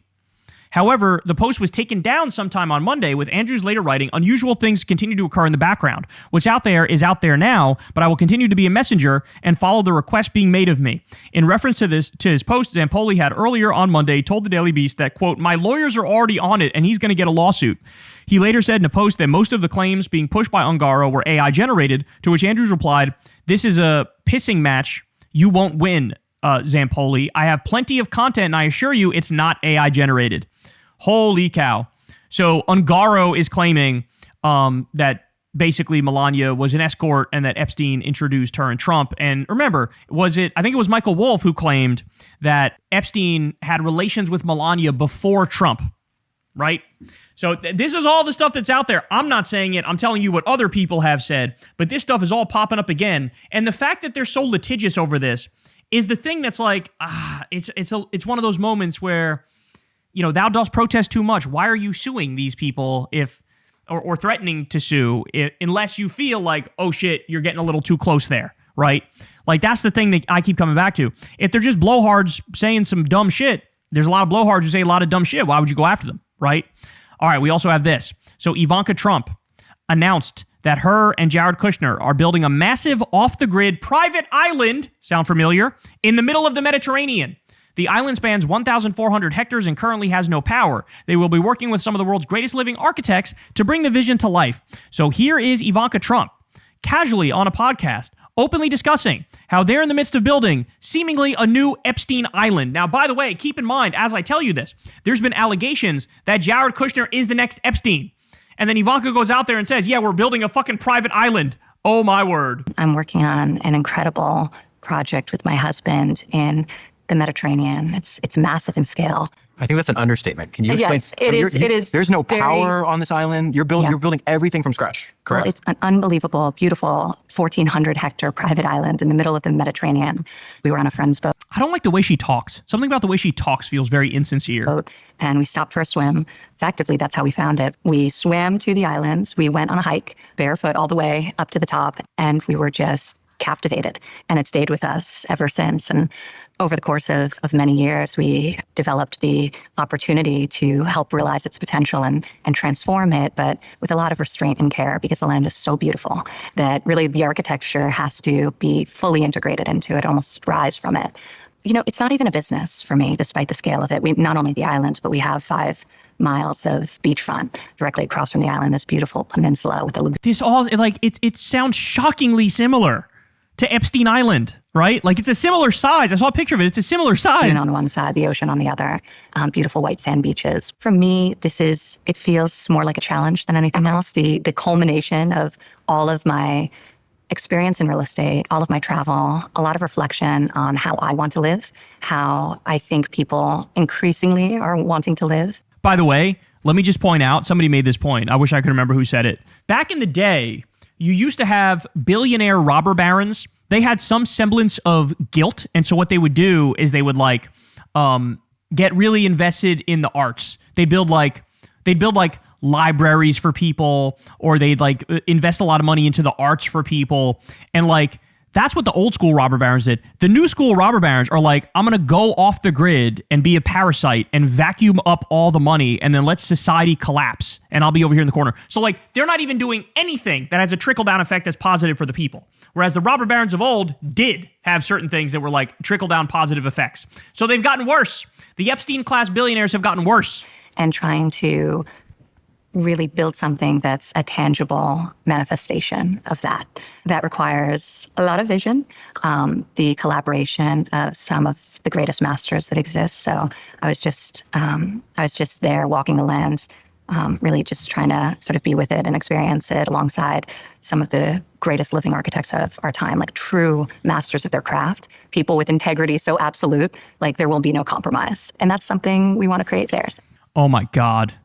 All right. Jared Kushner admits his friend Nat Rothschild was the one who helped him find his new off-the-grid private island in the middle of the Mediterranean while he was on a boat vacation. Kushner says he had a private meeting with Albania's prime minister on Rothschild's boat. The private island will be exclusively for the rich, powerful, and the elites. Quote, we were on a friend's boat, Nat Rothschild's, on vacation. They're just saying all the quiet shit out loud. Like, podcasts have made it so all these idiots, they think like everybody likes them and everybody wants to be in their club. And like, no, we actually fucking despise you. You're a total sellout. You're a disgusting person. You have no values, no principles. You took $2 billion from Saudi Arabia to allegedly to slip them classified information, by the way, I should also point out. And now you're out there going, yeah, we're going to create the new Epstein Island, and me and the Rothschilds were hanging out, and we bought the prime minister of Albania, and he's going to let us do it. What the fuck are you doing? This is for smoke-filled back rooms, you jackweasel. I was on a vacation after we left government in the summer of 2021. We were on our friend Nat Rothschild's boat. We got picked up in Montenegro, and then we started sailing over to Corfu, and we spent a couple days in Albania. One of the nights there, Prime Minister Rama came to the boat. I had not met him when I was in government, but I was very, very impressed with his vision for what he wanted to do with Albania. I really didn't know anything about the country. I didn't understand the history, and the darkness of the history with the communism and the terrible leadership actually led to it being fully undeveloped. I love the idea that one of the people who is chiefly responsible for this new era of Epstein class looting is like, bro, they got a dark history over there with the communism and stuff. You have ushered in the dark history in the U.S. You guys have destroyed this country. You've looted it to the high heavens. Oh, my days. Nation. But Eddie came in. He has one of the cool things I was attracted to is the fact that he seemed like a very skilled politician, as a very strong and smart leader, but also the fact that he was an artist. I thought it'd be very cool to see what a country really led and built by an artist could be, somebody with amazing taste and great creativity. And so I was just intrigued by it. He's such a disturbing looking guy. Look, he looks like a boy. He looks like he's never had to shave. And before we went to Corfu, we stopped in Butrent, which was also a spectacular site, and just really felt to me like it showed the potential of the country. So much amazing beauty, the water. We did a lot of swimming, a lot of hiking. The country just had incredible natural beauty, but it seemed like a place that nobody knew or understood. And so didn't think much about it for about a year. And then about a year later, we started looking at opportunities in the Balkans. And the partner who's leading that effort, I said, you know what, let's go down to Albania. I had such a good experience there. Go check it out, see if there's something there. And we were immediately drawn to where they were building an airport in Vlore. And obviously a country is going to build an airport by the coast in the place that they think is the most beautiful. So we went there, we looked for opportunities, and we were able to find some incredible opportunities. So this really came from obviously a passion, and it came from the desire to build something that I think could be truly unique in the world. Turns out it's not unique. Turns out Jeffrey Epstein did it before you. By the way, ready for this? Jared Kushner and Ivanka Trump are taking over protected Albanian land in a $1.4 billion project to build luxury resorts and an Israeli-linked development. The Albanian prime minister changed the law to make it happen. Now his house is burning. So as they're casually out there talking about this fucking new Epstein Island, right? The people of Albania are like trying to lynch their fucking prime minister who sold out the country to the new Epsteins. Isn't that insane? Look at this.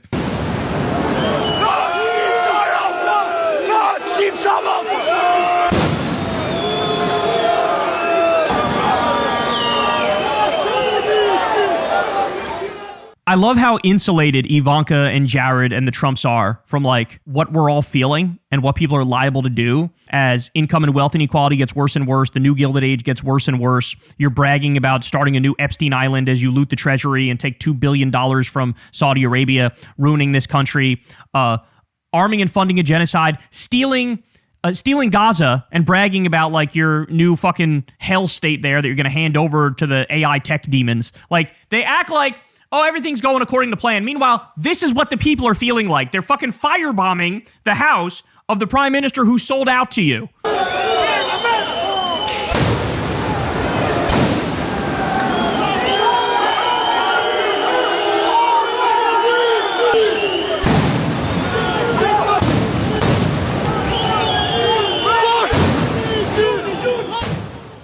Wild, right?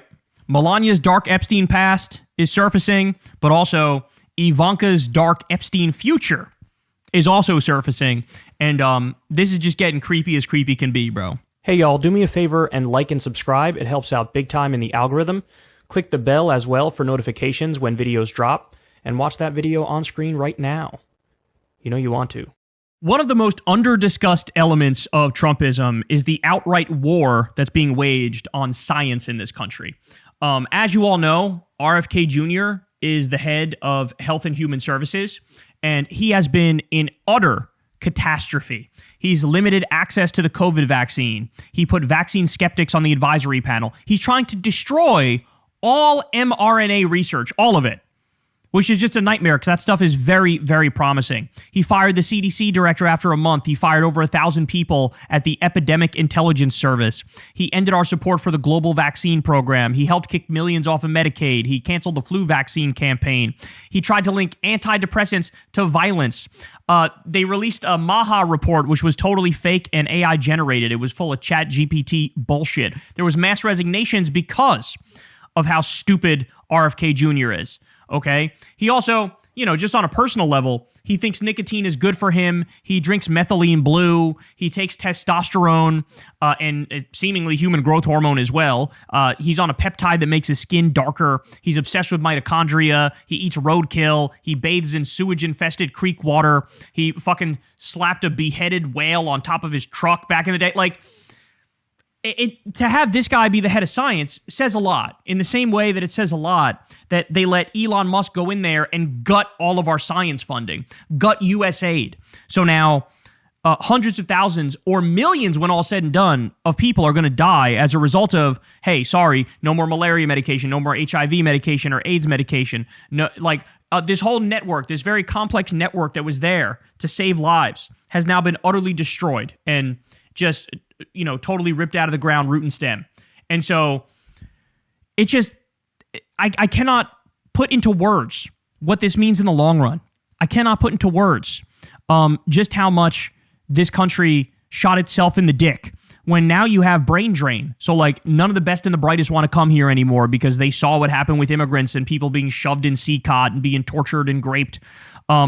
So you have brain drain, you have cutting back on science grants and research grants and medical grants. You just have an all-out war being waged on science and on technology and on medicine. Well, now I also give you this. Look at this. This is in the New York Times. Science gasps for breath. They are removing all the ocean monitors to understand changes in currents and climate, and the excuse is a masterclass in obfuscation and doublespeak. Trump administration to dismantle ocean monitoring system. You do realize that this is happening at the exact same time that our ocean current in the Atlantic is on the brink of collapse. In fact, I don't know if you guys have seen this, but take a look. Why fears are growing over the fate of a key Atlantic current. Scientists are increasingly worried that a vast system of ocean circulation, which delivers warmth to northern Europe and impacts climate globally, is at risk of collapse. Mounting evidence suggests it may be nearing a tipping point, though the research is far from certain. As the world careens past our hoped for target of 1.5 degrees Celsius warming, scientists are growing increasingly alarmed that we may be nearing a dramatic, long-feared tipping point, a moment when the main ocean current in the Atlantic Ocean becomes destined to shut down, clamping off the primary source of warmth for northern Europe and playing havoc with the global climate. Such a scenario has been a concern for many decades, but the issue is now heating up. Quote, I have personally researched this for 35 years, says Stefan Ramsdorf, a physical oceanographer at the Potsdam Institute for Climate Impact Research in Germany. Quote, for the first 30 years, we considered this a low likelihood event. I would have said a 5% chance of occurring. It's more like 50-50 now. I would say even more likely than not. The main ocean current in the Atlantic meridional overturning circulation, is one of the most powerful drivers of heat around the globe. The AMOC is the reason that northern Europe is so temperate, a couple of degrees warmer than it ought to be given its latitude. They say if the AMOC shuts down, its flow slowing to a near halt, the modeled consequences are catastrophic. Ready for this? Europe dries out, affecting agriculture and wildfires. The temperature difference between northern and southern Europe jacks up by a whopping 7 degrees Fahrenheit, supercharging storms. The vital African and Asian monsoons weaken, and more. An AMOC collapse is also predicted to stir up the Southern Ocean, which could spew out more of its deep carbon into the air, further warming the globe. Back in 2021, when the IPCC, the Intergovernmental Panel on Climate Change, released its most recent assessment of climate science, experts concluded that the AMOC will very likely slow down, but that the current future wasn't likely to involve an abrupt collapse before 2100. But more recently, several studies have hinted that research researchers have been overcautious. 2 or 3 high-impact papers have come out since then, warning that we're approaching a tipping point and approaching a collapse, says physical oceanographer Neil Fraser of the Scottish Association for Marine Science in Oban. One of them, published last month, predicts the AMOC will slow to half its current flow by the end of the century. So, if something like this happens, this is a catastrophe.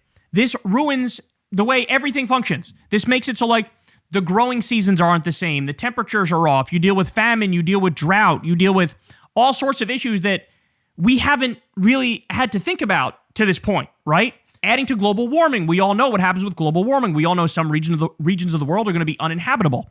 So those regions are going to empty out. We know there's going to be wars over water. We know there's going to be Dust Bowl-like conditions. We know we're talking about something that's not, like, there is no easy fix once you get to this point. And instead of actually addressing these problems, what they're doing is shoving their head in the sand on purpose. Oh, take out the monitoring system that would tell us when we're nearing the collapse of the ocean current. That's what they're doing. This is fucking unfathomable. But you know what? This is their approach. There is a track record here of how they approach issues. And this is exactly what they're doing with the oil crisis right now. Is instead of, like, planning accordingly, like 80 countries have already planned for the shortage of oil. Like, it's the first thing you do when you see the Strait of Hormuz is shut. Like, oh, let's come up with a plan to deal with this, to conserve our energy. We haven't done that at all. There's been no plans. There's been no rules. There's been no laws. There's been no nothing. No conservation efforts. And so we're just blowing through the strategic reserves at a record fucking clip. And then eventually we're going to fall off the fucking cliff. And it's going to be, oh shit, gas is now $6 a gallon. And now there's this massive crisis. And now people need to work from home. And now there's a collapse of the U.S. economy. And now grocery prices skyrocket even more. Like, we're dealing with potential economic depression and the collapse of the U.S. economy, all brought about by the Strait of Hormuz being shut, and all brought about by fucking incompetent idiot baboons in the MAGA regime not knowing how to fix the problem. And instead of trying to do something intelligent to fix it, they just pretend like there isn't a problem. He just goes out there and says, everything's actually great. We're so close to a deal, but everything's amazing. I don't even need a deal. I don't even want a deal, but everything's great. You don't have to worry. We don't even need this strait open. This is what Trump says. We don't even need this strait open. We don't even use the strait. You fucking jackass. That's not how it works. It's a global energy market. Of course it impacts us. Look at the gas prices. And this is with all the help we can get right now, blowing through the strategic reserve. So they have a track record of this shit. Trump, okay, here's a crazy story about Trump. Trump, on multiple instances, he had businesses that went bankrupt. Literally the day before those businesses went bankrupt, he would do press conferences and say how awesome the business is doing. Isn't that terrifying? Because that's like literally what he's doing, but with the country. He's doing the same thing with the country. Everything's great, everything's amazing, and like we're on the brink of total annihilation. So just a horrible, horrible thing to consider here. We also have this. New State Representative Don McLaughlin says New World screwworm within 1 mile of Texas border and urged state leaders to set up a response modeled after Operation Lone Star. Okay? Says the federal government is failing to take seriously the threat. Blake Allen says screwworms coming back into the U.S. cattle herd / stock is going to potentially devastate the industry and jack up meat prices. Worst part is, this was preventable. Trump and Doge pushed funding cuts on / destroyed agencies that were directly responsible for fighting the pest. So he sold out our industry in this country, where he's bringing in like beef from Argentina, for example. So he's undercutting our farmers, screwing them over multiple ways because he's also screwing them with the tariffs. Many of them are going bankrupt. Now we have a natural disaster like screwworms, a pest problem getting in there. And we used to have the ability through the government to know how to address this shit. Now all those people are fired because of Elon Musk and Trump and Doge. And this is what I'm talking about. There is a war on science. There's a war on rationality and logic. There's a war on pragmatism and basic coherence in this country. And it's being led by these Republican freaks. They are not fit to manage an Arby's, never mind manage a country, okay? They should all resign in shame and disgust and disgrace. They're absolutely horrific. They are not prepared for what we're dealing with. And then finally, I'll give you this. Look, Jeff Stein says, incredible scoop from Notice. A bedbug infestation at an agriculture department building is riling agency staff, reigniting frustrations over remote work policy and making at least some employees sick. The bugs were found in the building that houses the Animal and Plant Inspection Service, the agency responsible for containing and mitigating the spread of invasive pests in the U.S. The irony, one USDA employee said, was lost on no one. The people who are responsible for managing the outbreak of pests are dealing with the pest infestation themselves and getting sick, and nobody's dealing with it. Ladies and gentlemen, I give you Republican governance. Ladies and gentlemen, I give you MAGA. This is what you get. They're anti-science. They're anti-academia. They're anti-intelligence and problem-solving. They're anti-regulation. And they are destroying absolutely everything about this country to the point where it sounds like satire when I tell you what's actually happening, like dark satire. But this is where we are. Hey y'all, do me a favor and like and subscribe. It helps out big time in the algorithm. Click the bell as well for notifications when videos drop, and watch that video on screen right now. You know you want to. So the former MAGA supporter, Sean Ryan, who has a very popular podcast, invited on Megyn Kelly. And both of them sort of went off on MAGA, on Trump, on what they've been witnessing.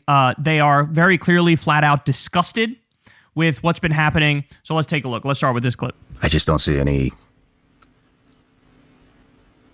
positivity coming out of this administration. It seems very self-serving. I have a list of shit printed I could go through, but I mean, what was the last one?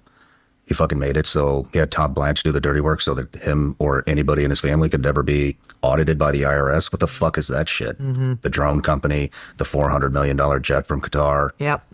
The, what is it? The Executives Club. You know about that? Yeah, that they started in DC. You don't hear about any of this shit. Yeah. Does this shit look like he's serving the fucking people? It's interesting to hear him say this because in the past, people like this would say, liberal media is so biased against Trump. But now he's, I think, correctly pointing out, look at all these corruption scandals, and I don't hear enough about any of this shit. Nobody talks about this shit. Welcome to a left-wing critique, my friend. You went from critiquing the media from a right-wing perspective to now a left-wing perspective. That's right. You're right. This stuff does not get as much coverage as it deserves because this man is looting the treasury quite directly right in front of our eyes. You don't hear about any of this shit. Yeah. Does this shit look like he's serving the fucking people? No. So you're going to serve that?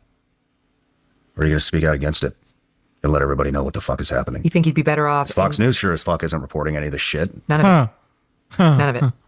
No, I there's no question that the corruption in the administration has been far beyond what he sued the fucking government. He sued his own fucking government. He's pissed, bro. He's pissed.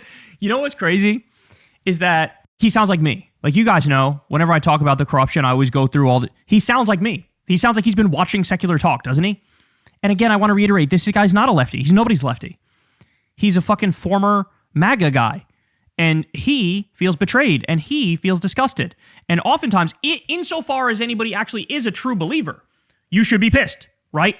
Because, you know, what he's probably realizing is, oh shit, the people who are still riding with Trump and are his biggest supporters actually are in a cult. They are in a cult. And that's exactly right. That criticism was always valid. And I was wrong for not coming to that conclusion sooner. In fact, shout out to the resistance liberals who were the first ones to say, this shit is a motherfucking cult. They were saying it in the first term. And I was like, I don't know about that. Seems a little too extreme. Turns out they were right. We're not done. Let's keep going. So that's the good news. On the subject of Trump regretting this, I do. I think he regrets it very much. Why do you think? Talking about the Iran war, by the way, I should point out. Because he's not dumb, and he knows it's crushing him. It's crushing his numbers. When have you ever seen Trump exposed to bad polls not come out and attack the polls? Why isn't he doing that? Because it's every poll. It's every poll. Left, right, center. There hasn't been one poll that's good for him other than one CNN survey of core MAGA voters early on in the war who said they were all 100% with Trump. Well, MAGA is basically defined as you're pro-Trump. So of course they're going to go along with Trump. But MAGA is shrinking. At best, it's 19% of the electorate. And whoa, no. Well, I guess if you include the non-voters, maybe. But it's like half the Republican Party still, basically, right? So I would say more than 19%. But I guess if you include the non-voters, then she might actually be correct. Of the Republican Party. And so it's shrinking. It's shrinking in relevance. And the rest of the Republican Party is having real doubts about this war. And of course, the left is totally against it. So I think Trump is looking at his poll numbers and he understands that not only we have a 70% disapproval rating on this war and climbing, but it's driven down his approval ratings. Will they ever reckon with the fact that like all of the Republican politicians are still Trump's bitch? Because like you could criticize Trump all day long, but unless you broaden that analysis to the point where you say, well, the entire Republican Party is fucking lost and stupid and dumb and hopeless, then you're not really telling the full truth. Like, and this is the problem with a lot of these people who criticize Trump from what's typically a right-wing perspective, is they always look for other right-wingers to validate them, right? Like it's like the thing where it's like, oh yeah, Tucker was great because he was ahead of it when it came to the Iran war being bad. And it's like, yeah, but every left-winger in the country was ahead of him and told the full truth and not just the partial truth, right? It's like got to give credit to Thomas Massie. It's like, why? Because he's right about two things? Because he's right about the Epstein files and he's right about the Iran war? Well, how about every liberal and leftist in the country was right about both those things and everything else, and the MAGA corruption and the fucking ICE concentration camps and whatever, fill in the blank. But like, you got to give credit where the credit is due, bro. And unfortunately, I think they're still struggling with that part of it, but I'm still not done. Listen to this. No, I don't know what to think anymore. I don't even trust my own intuition when it comes to politics. Literally having an identity crisis now because he's like, damn, how could I have misread this situation so poorly? I don't know, maybe go listen to the people who were right all along. And there were those of us out there. I mean, you can go back and see what I was saying during the election with Kamala. I was like, Trump is a bigger warmonger. There's no doubt about it. Look at his record in the first term. Look at all the shit that he did. Look at the attempt to coup Venezuela in the first term. Look at the increase of drone strikes over 400%. You know, look at the assassination of Qasem Soleimani. Look at the keeping us in Afghanistan. Look at all this stuff. Look at the pardoning Blackwater war criminals. The list goes on. But like, there were people saying, hey, this is going to happen. And it's like, he's having an identity crisis without realizing there are answers and they're to your left. I don't even trust my own intuition when it comes to politics because I thought things were going to be so different and I got fucking duped. Nobody knows anything about anything. No, Megan. It's not true that nobody knows anything about anything. It turns out leftists know a lot about a lot, right? It turns out we were always right. And I know you guys think we're annoying. I know you guys think we're assholes. I'll grant you that one. We are assholes. But the assholery comes from a place of being frustrated that the obvious reality is not being acknowledged when we repeat it 1,000 times over. You understand what I'm saying? So like, it's not nobody knows anything. It's actually left-wingers know a lot. And if you're willing to hold that L and really see the full truth, you would admit that. It's one of the themes of the year. The thing is, like, the Trump thing is so disappointing because he did seem like he was going to be different. No, see, that's the thing. The con man is very charismatic, right?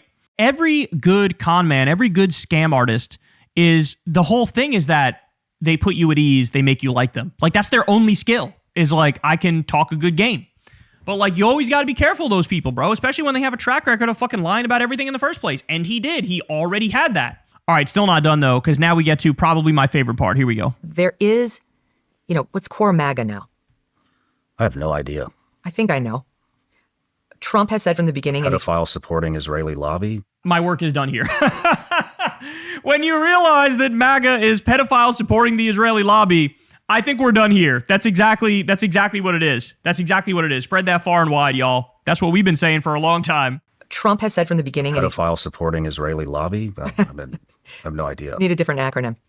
But Trump has said from the beginning that he defines what MAGA is. MAGA is what I say it is, he has said. And he's not wrong. It's his moniker. It's his campaign slogan. You got that, Thomas Massie? You hear that? And Megyn Kelly's right about this.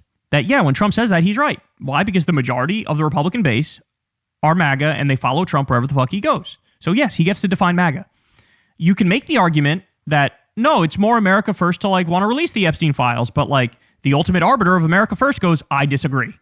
So perhaps the whole project is a motherfucking flawed project, and the answers are not to your right, they're to your left. And all along, he's defined what is and is not MAGA. And he told me personally, MAGA will feel the way I want them to feel. I'll tell them how to feel about this, that, or the other thing, and they will.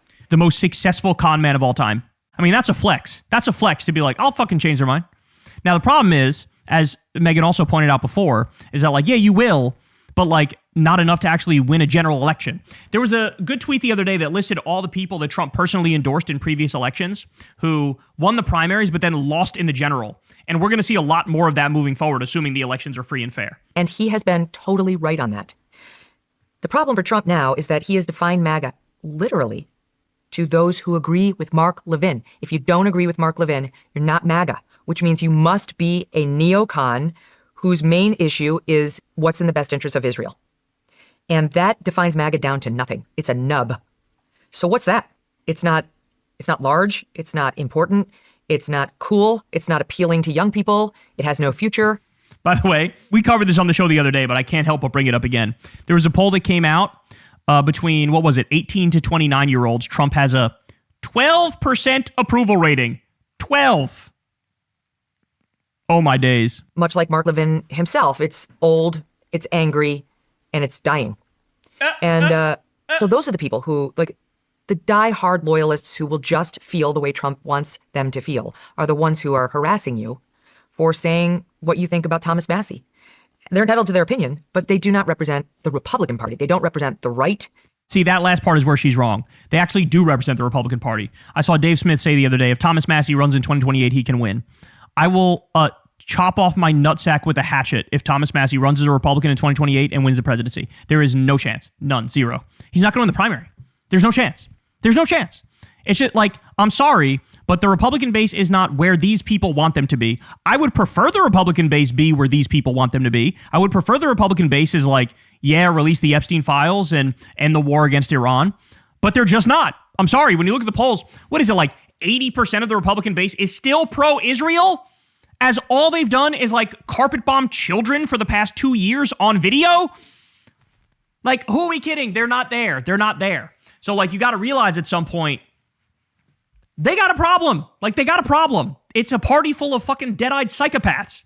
And, like, you could lie about that to make yourself feel better, or you could just be honest and tell the truth and realize there's no answers over there. The answers are all to your left. But I highly doubt these people will go all the way and tell you the full truth, because their business model is built on not doing that. It's built on, like, dissenting against MAGA from the right and, maintaining that general disposition. And I just don't see a future in that. I don't see a future in that. I don't see a movement that can be made of that. It's bound to fail. There's an actual political project that people are working on that can provide real answers and actually fix things, and it's all on the left. All right, y'all. That's the show, man. Love y'all very much, as always. Everybody do me a big favor. Subscribe to the channel and click that bell icon. You could also support the show on Patreon. That link is below. Thank you for everybody who does, because this is real independent media. As you all know, I've never talked to an advertiser or done an ad read. You made that possible, so thanks again for that. You can also sign up for Crystal Kyle and Friends on Substack, and go sub to Corin's World. Love you guys, and I'll see you soon. Peace. Hey, y'all, do me a favor and like and subscribe. It helps out big time in the algorithm. Click the bell as well for notifications when videos drop, and watch that video on screen right now. You know you want to. What's up, y'all? Got a bunch of breaking news here for you that I wanted to talk about. Obviously, the big thing is that here they go again. Here they go again, y'all. The New York Times decided to put together yet another hit piece on Graham PLATNER. Except this one, I don't think anybody's buying this one. I really think that, like, over 90% of people are looking at it going, that's it? That's all you got? So there was a bunch of hype leading up to this where people online were speculating, like, oh, it's going to be bad. Oh, what's going to be in it? And you had, honestly, widespread speculation that it was going to be sexual assault. And when it came out, it isn't even close to sexual assault, and it is the most underwhelming thing I've ever seen. So right off the jump here, let me just say, if you have a New York Times subscription, it's honestly time to cancel it, because they are, at this point, basically campaigning for Susan Collins. I think that's fair to say. They are bending over backwards here in order to try to attack Graham PLATNER. Now, a couple things. Number one of the people who wrote this article against Graham literally got an award from AIPAC in college. Let me repeat that. One of the people who wrote this hit piece on Graham literally got an award from AIPAC in college. They were part of, like, the Students for Israel group, okay? Just so you understand where they're coming from, like, they went into this with a bias. They went into this trying to take him down. They literally went fishing for information to try to kneecap him, okay? And as I told you guys, this is what happens when you stand up to the oligarchy, when you stand up to the military-industrial complex, when you stand up to the Israel lobby. They will stop at nothing to destroy you. That's just a fact. Okay, so, having said all that, ready? Here's the title. Several women who dated Graham PLATNER recall unsettling behavior. Unsettling behavior? Come on, man. Really? This is what we're doing in 2026? The president is a fucking pedophile and a rapist and defending the entire Epstein class. And you're talking about how Graham Plattner had unsettling behavior, but it gets better. Ready? So, the main person they cite who has, like, the worst stories about Graham is a literal Republican operative. I'm not kidding. I'm not kidding. Is a literal Republican operative. Worked for the Heritage Foundation, worked on some anti-trans thing, literally said, I'm going to campaign for Susan Collins, self-describes as a bitter ex. You can't make this up. Like, you literally can't make this up. The fact that this ran in the New York Times means that the New York Times is acting functionally as no different than Fox News when it comes to the race in Maine. Okay, this is like an in-kind contribution to Susan Collins is what we're witnessing here. So, written by a massive Israel lobby insider, okay, the main claims come from a literal Republican operative, and the most they could come up with, the worst way to describe it is, he had unsettling behavior. Please, spare me. So, by the way, I'll just say up front, there's a lot of, like, quotes that are in the piece from the Republican operative that are just, like, completely and utterly made up. Like, she made up that he said certain things, completely and utterly made up, okay? But let's put those things aside, because, again, no allegations of sexual assault, no allegations of rape, no allegations of anything like that, no allegations of assault or anything physically violent by any stretch of the imagination. Here's one of my favorite parts of it. They go on to say, or, you know, one of them goes on to say, he would keep an assault weapon around his D.C. apartment when he lived in D.C., he would keep an assault weapon around. And another one is, he would sharpen an axe. Am I supposed to read that and be, how dare, that's disqualifying. The ex-soldier keeps around an AR-15 and sharpens an axe? How dare he? Like, who is this for? What is this doing? What is going on here? But I still haven't gotten to the best part. So in the article, where the worst they could come up with to say in the title is that he had unsettling behavior, they speak to multiple of his girlfriends.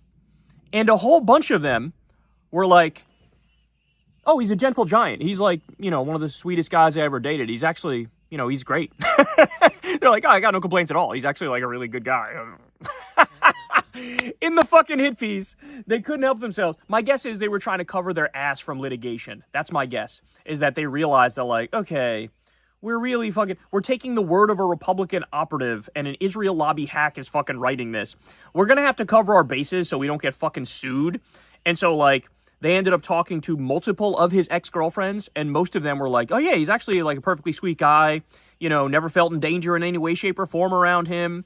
As I said, gentle giant, I believe, was a quote that one of them used. So in the literal hit piece, they're also like, yeah, and also, like, he's a good guy. You know what I'm saying? Like, come on, man. Come on. I can't. This is fucking ridiculous. It's absurd. And like I said, you had this expectation going around that it was going to be sexual assault or rape or something like on Swalwell's level. And it just wasn't.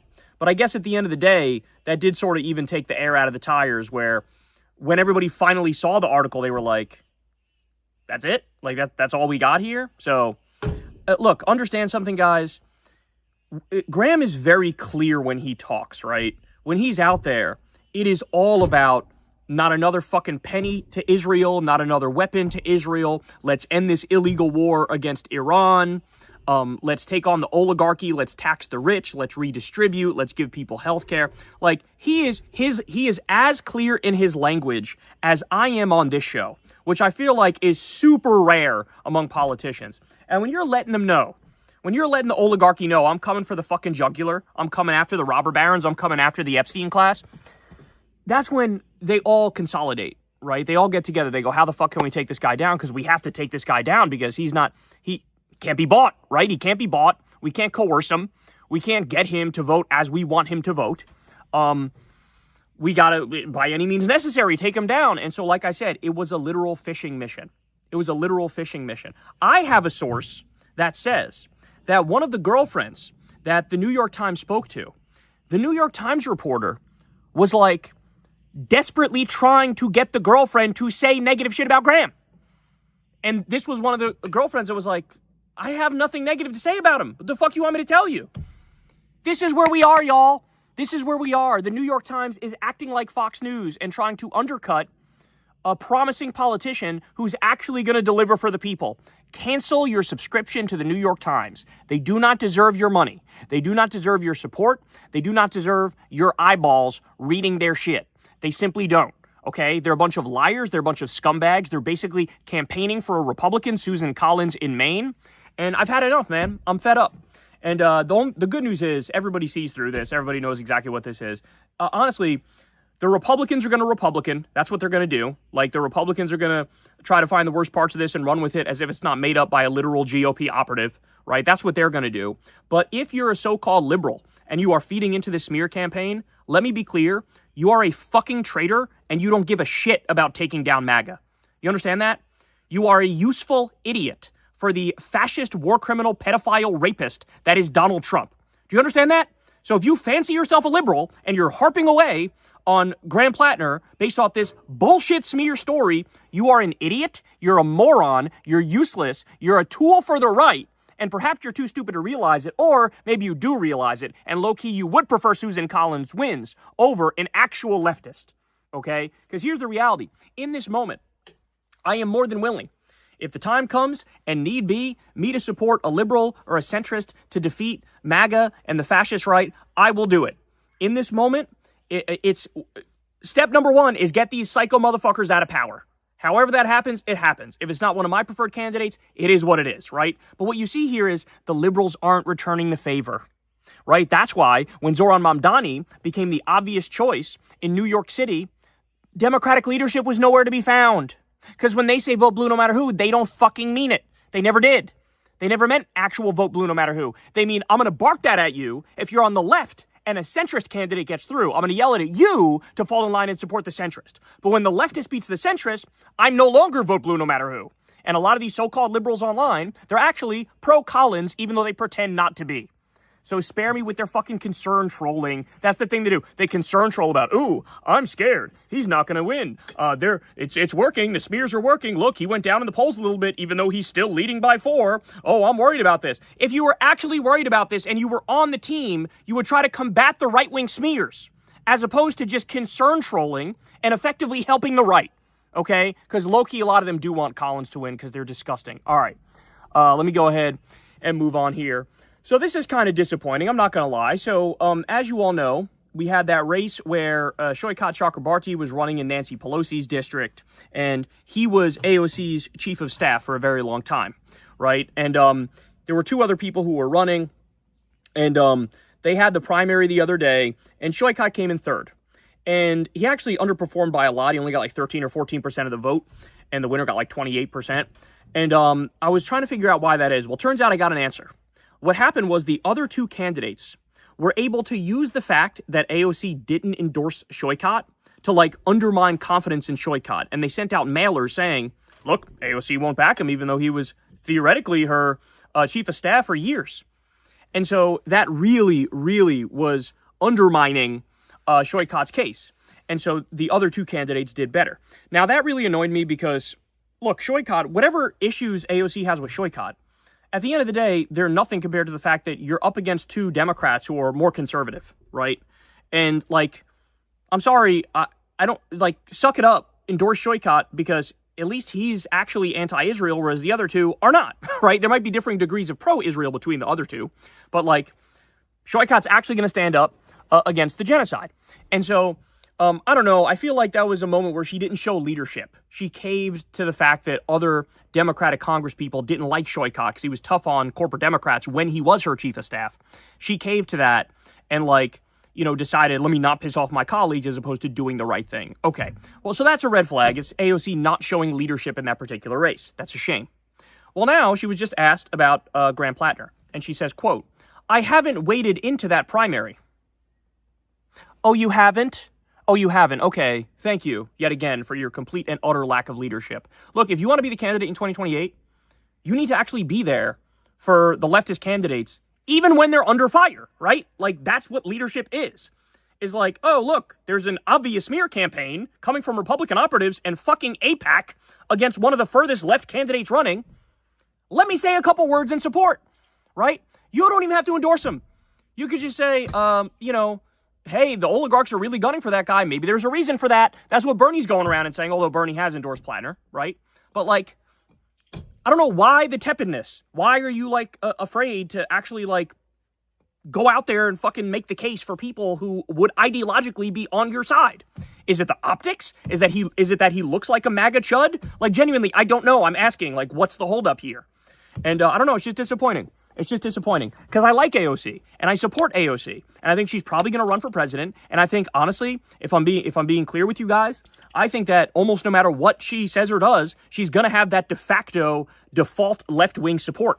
And, like, I don't think there's much I can say or do to change that. But if you're going to be the one, and if you're going to be the Bernie heir apparent, and if you're going to wear that throne, like, be a leader that we need and be there for these candidates, especially when they're under attack from the establishment in the grossest ways possible. Okay, so we have that. We also have, instead of talking about serious things, of course, everybody's talking about Graham PLATNER being unsettling, whatever that means. Here's something that's actually happening in the world that matters. At least 5 paramedics were killed in Lebanon just today. So Lebanon's health ministry is saying that Israel is purposefully targeting paramedics, and they've made a point just today, 5 paramedics killed. Absolutely disgusting. And there's going to be no breaking New York Times article about that, is there? There's going to be no commentary about that. Instead, it's going to be more smears against left flank candidates. Okay. Good news is, the other day, the House actually passed a war powers resolution aimed at reining in Trump's war against Iran. And it passed 215 to 208. So it actually passed, with a decent margin there. 4 Republicans broke rank and voted with the Democrats. So you had Thomas Massie, Warren Davidson, Tom Barrett, and Brian Fitzpatrick. So 215 to 208, the war powers resolution passed. That's Congress saying, stop the war against Iran. That's what that is. Now, of course, this has to go through the Senate as well. But I will say, like, the way the whole system works is fucked up anyway. Because Trump doing this war in the first place was illegal. You need Congress to vote on the war. And he didn't have Congress vote on the war. So somehow now we've flipped the burden and we've said he's allowed to start it for no reason whatsoever illegally. But if you want to block it, you need to pass a vote to block it. So, like, we're already out here in fucking Narnia and La La Land about how it should work. It shouldn't work like this. But the House did their job. My guess is the Senate will not. But this is still a big deal that at least now you have some semblance of accountability where Congress is going, yeah, no, you can't do this.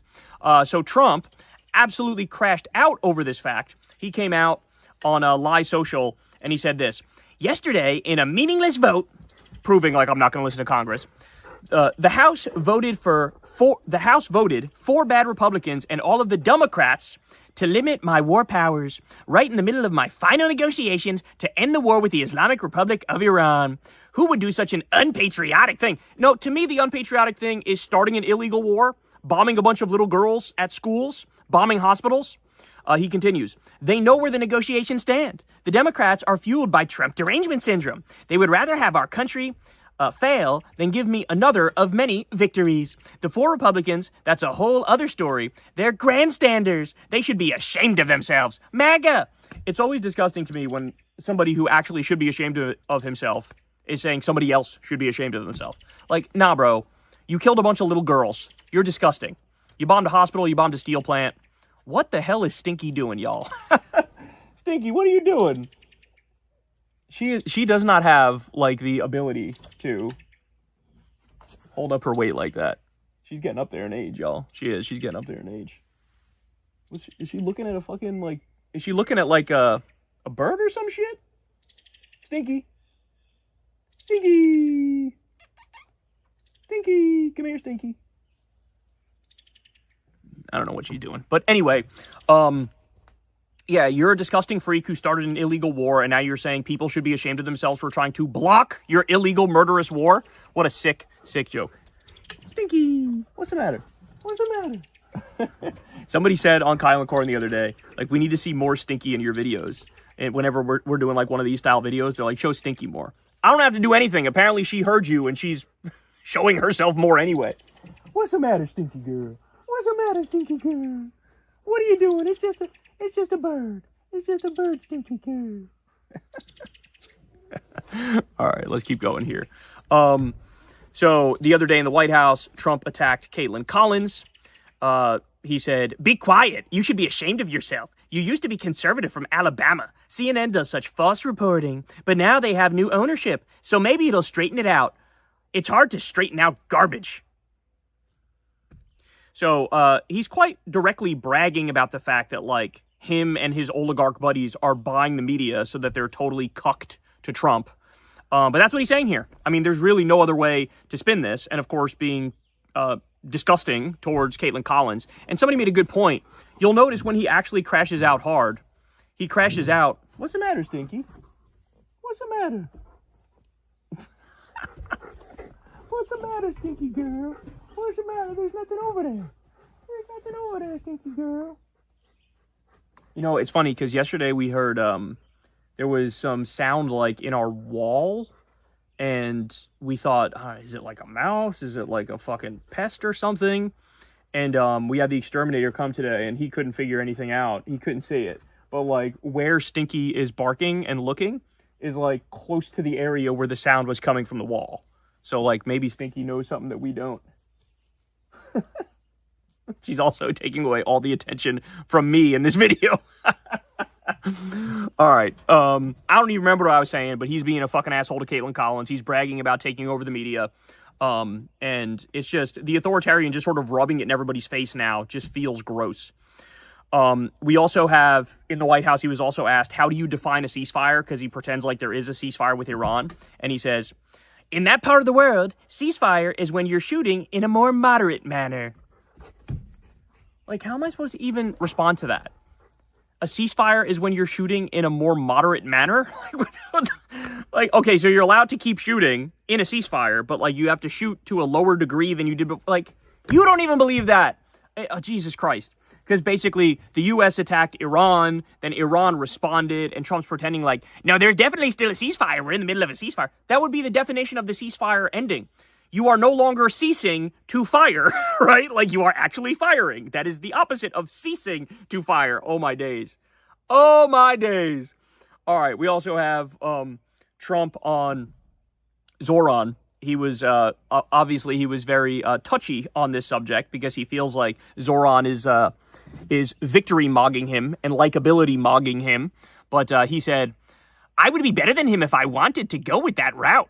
Ladies and gentlemen, you will no longer pay rent. You no longer have to pay interest on your mortgage and no longer going to have to pay for food. I'm going to give you free food. So here he is saying like, everybody could love me too if I just gave away free stuff. Okay, bitch, then do it. Where's the universal health care? Where's the free health care? Where's the free college? Okay, where's the wiping the debt slate clean when it comes to medical debt? What about that, right? Like, it's just amazing that he says something like this when he would never in a million years actually do that to get the higher approval rating. You know, it actually turns out that so-called free stuff is genuinely good politics. It actually is good politics. Why? Because it's not actually free. You pay for it with your tax dollars, then you get it back. It's basically like saying you will get something for the money you pay to the government. And instead of actually doing that, what Republicans do is they tax you, they take your money, and then they give it all to the fucking Epstein class and give Elon Musk subsidies and shit like that. All right. We have this as well. Trump did an interview with the New York Post, and somebody said to him, what do you say to people who claim Bibi Netanyahu tricked you into going into Iran? And he responded, they're just the enemy. They're Democrats. They want transgender mutilization, which is not a word. It's mutilation. But he says, mutilization of our children. Like, what? Somebody made a good point on Twitter. They were like, you know these people know they're caught when they immediately go to transgender mutilation.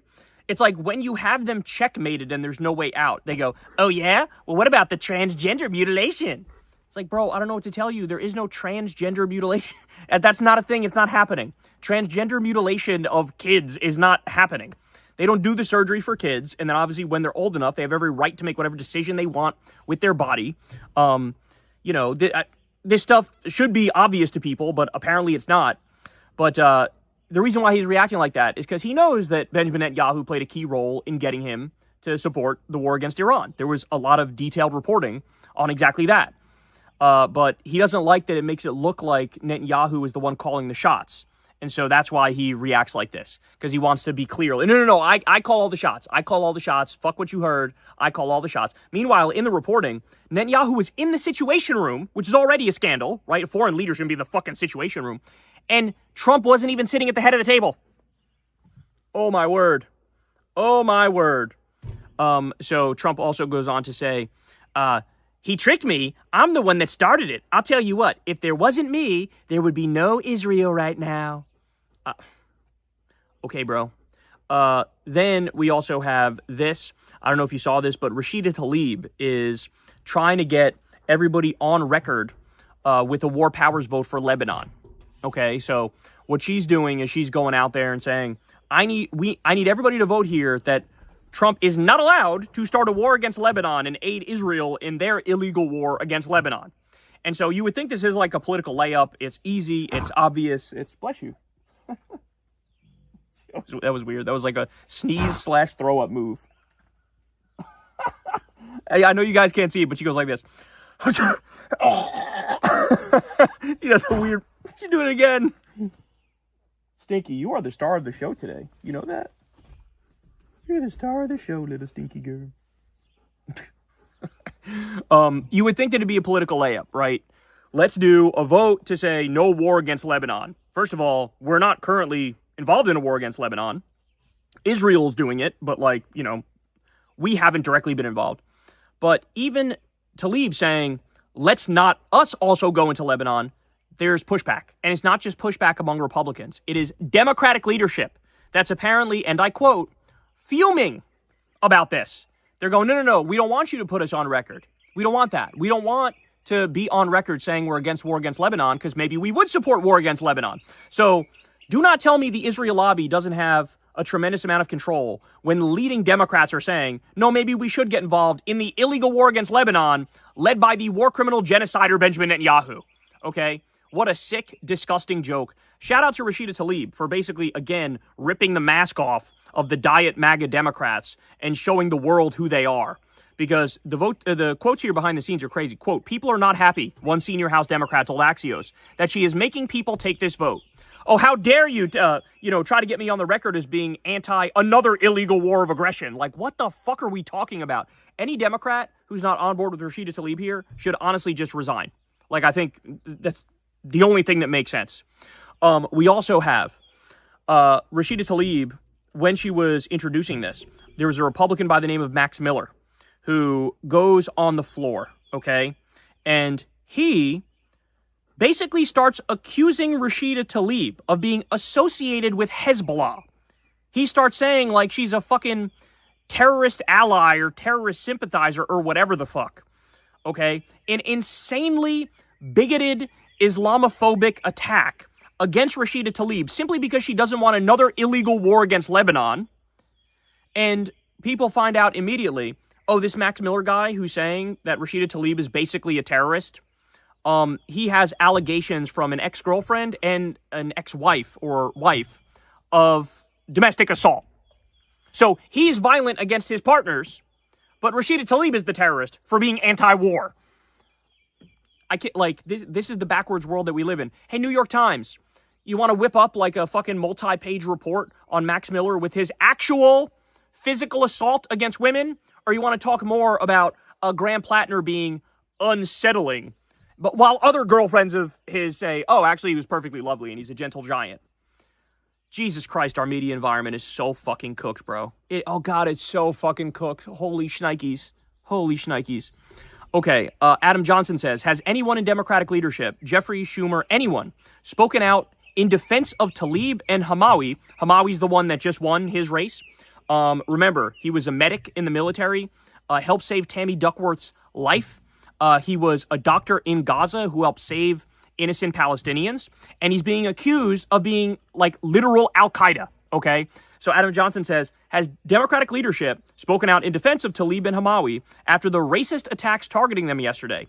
Any major pundit, liberal nonprofit, any editorial board, there are Republicans smearing Muslim electeds as terrorists, and it's simply being treated as a non-story. And that's exactly fucking right. It's a fucking shame and it's a disgrace that you have to come here to listen to me talk about it or go on Twitter to see Adam Johnson tweet about it when We don't have the sort of sway that's necessary in like major media outlets have in this country. Okay? They should be covering this. Is there going to be any breathless coverage like there was about the fake anti-Semitism scandal when they said anti-genocide protests are anti-Semitism? And there was this nationwide freakout about rising anti-Semitism and how these college kids who are anti-genocide are anti-Semitic. Is there going to be another freakout now, which would be actually merited, about the rising anti-Arab racism and Islamophobic hatred and bigotry? No, they're not going to do that, even though this shit is actually fucking real as a heart attack. Because these people going after Talib and Hamawi are actual fucking bigots, man. And it's not even close either. It's very clear. In fact, here's another example. New York Post article. Squad-backed New Jersey Democrat Adam Hamawi spent a month at Gaza hospital, ready for this, where Israelis later exposed tunnels and found Yahya Sinwar. They're implying he's Hamas. They're implying he's a terrorist. They're saying maybe he knew about the terrorist tunnels underneath the hospitals. By the way, every hospital in Gaza was attacked by Israel. Every single one. Every single one. So do you understand what they're saying here? He's a terrorist. He's Hamas. He deserves whatever he gets coming to him. Total fucking racist, Islamophobic, bigoted freakout. A guy who wants to give you healthcare and end the wars. They're trying to make you think he's a fucking terrorist. And Adam Johnson says, this level of racism and cruelty is completely sociopathic, and we have to live with this well-funded regime of hate every day, and it solicits almost no media coverage, and certainly not any sustained moral outrage or Islamophobia crisis narrative we are told we need to address.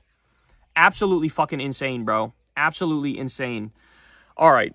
I got to touch on this as well. Did you guys see this screwworm thing? Holy shit. So we talked about this on the show the other day. I want to talk about it again because there's this parasite named screwworm that we had totally gotten rid of in this country. It can affect people, but it primarily affects cattle, right? And from 1966 until 2025, we basically eliminated screwworm. Apparently, we drop flies over South America that eat the screwworm, and then it prevents it from spreading north, okay? But because of Doge and because of the idiot Elon Musk and Donald Trump and all his gaggle of like fucking 22-year-old ketamine-up freaks, okay, they decided, let's do budget cuts and get rid of this exact program that prevents the spread of screwworm. Well, oh, would you look at that? Immediately, screwworm makes its way here. Now it's already in Texas. It's already been found in cattle. So now on top of multiple crises, we add another one, right? Like, Trump has already undercut our farmers by allowing in shitty beef from Argentina that's got all sorts of disgusting chemicals in it that can make you sick. So undercutting them in that way. Also, the tariffs are undercutting the farmers and making it so many of them are going bankrupt. And now you're going to have a massive parasitic screwworm outbreak, which is going to reduce the supply and increase the price. At the same time, prices of everything are going up because of the illegal war against Iran and the closure of the Strait of Hormuz. Congratulations. Congratulations that we're here, y'all. Elon Musk belongs in prison, ladies and gentlemen. Not just for this, for many things he belongs in prison. For illegally cutting pediatric cancer research and Meals on Wheels and the Consumer Financial Protection Bureau. For fucking getting rid of USAID, which now is going to lead to millions of deaths because people can't get the medicine that they need. This is just out of this world, bro. And now screwworm is back. Congratulations to all these idiots. Also, Joe Rogan was with his family in the Oval Office the other day to meet President Trump. So this guy, as I told you, he will never tell you the full truth. He will never be honest. He will never, even with all like Tim Dillon criticizing Trump and Andrew Schultz criticizing Trump and all of his friends, Theo Von, all of his friends making clear like they're sort of off the Trump train now and MAGA is disgusting and MAGA is a failure and MAGA betrayed everybody. Even with that going on, he is never going to tell you the full truth. He may do some tepid criticism of Trump every now and then on his podcast or let his guests go off on Trump, but he's always going to come back home to daddy. Why? Because he's in the friend group now. He gets the text messages. He gets the calls. He also gets it with Elon Musk. He gets it with Peter Thiel. He is now part of the billionaire Epstein class. Do you understand that? He's not a billionaire. He's a multi-hundred millionaire, but he's part of that group. He's in that club, okay? J.D. Vance he's close with. So he'll never tell you the full truth. He's never going to tell you the full truth. And by the way, there's also been speculation today, which has been denied now, but earlier in the day they were saying he was being considered to replace Anderson Cooper on 60 Minutes. Because, of course, Barry Weiss has obliterated 60 Minutes, destroyed their credibility and their integrity, made it so that Scott Pelley had to stand up and say, what the fuck are you doing? You're destroying journalism in this country. You're not letting us do our job. You're actually ordering us to lie. We don't want to do that. Well, there was a report this morning that they're considering Joe Rogan to be on 60 Minutes. Now, they deny it, but I wouldn't be surprised if that idea was fucking floated, and that's how it got out. It was actually an Austin paper that was reporting that. At first, I thought it was satire. It turns out it wasn't satire. All right. Let me also give you this. So the vote in California, Trump's ICE goons were actually intimidating voters. We have evidence of it. We have evidence of that. There's a video now floating around where the ICE Gestapo thugs are intimidating voters. You'll never guess what the color is of the people who they were intimidating. Huh? And then finally, I'll leave you guys on this one here. This is kind of a big deal. But the Wall Street Journal is reporting that for the first time since the Great Depression, more people have now moved out of the United States of America than moved in. That is insane. For the first time ever, there is a consistent net out migration, which has been steadily trending for several years. Last year, more Americans moved to Germany than Germans moved to America. The same was true in Ireland. There are now more natural-born Americans living in Norway than Norwegian-born residents in the U.S. And you want to know why that is? Because Trump has destroyed this country. He has.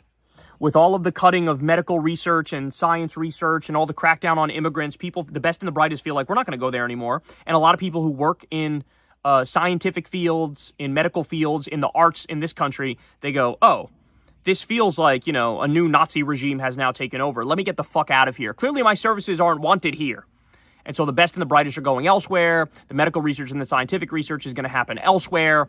And we are steadily going to decline. Brain drain is happening right now as we speak. So a Republican will probably read this and just say like, oh, it's all the fucking terrible immigrants that are, you know, leaving. And that's good. And I hate to tell you, it's everybody, bro. Everybody's getting the fuck out of here. Everybody's getting the fuck out of here because we see what's happening. We know what's happening. We know what this is. And like I said, they're destroying everything that's good about this country. Even basic things we used to take for granted, like clean water and clean air, they destroyed those things. They got rid of all of the rules and all the regulations. The EPA isn't allowed to do environmental protection anymore. And like the oligarchs can run wild. Why do you think fucking Peter Thiel just hightailed out this bitch? He went to Argentina.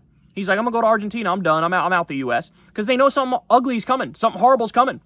They know. The billionaire class are parasites who sucked up all of the wealth, and now they're leaving.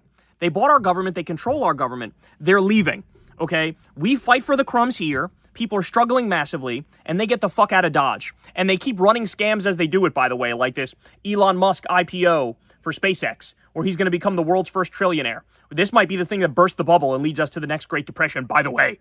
But, like, this is where we're at now. They know. They understand. This country's barbecue chicken. The Epstein class, the billionaires, MAGA, they are looting this country. They're stripping this country for parts as we speak. That's what's happening. That's why everybody's leaving this country. Shit, we know a lot of people who've considered it. We've considered it. That's where we're at, y'all. That's where we're at. All right. I love you guys. You know the drill, man. Everybody subscribe to the channel. Click that bell icon. Support the show on Patreon because this is real independent media. I've never talked to an advertiser, never done an ad read, never will. You know, you're getting my true, unvarnished opinion. You can also support Crystal Kyle and Friends on Substack. Sign up below for that. We have Will Somer coming on. He is amazing. He's like an expert on right-wing commentators. So you definitely don't want to miss that conversation.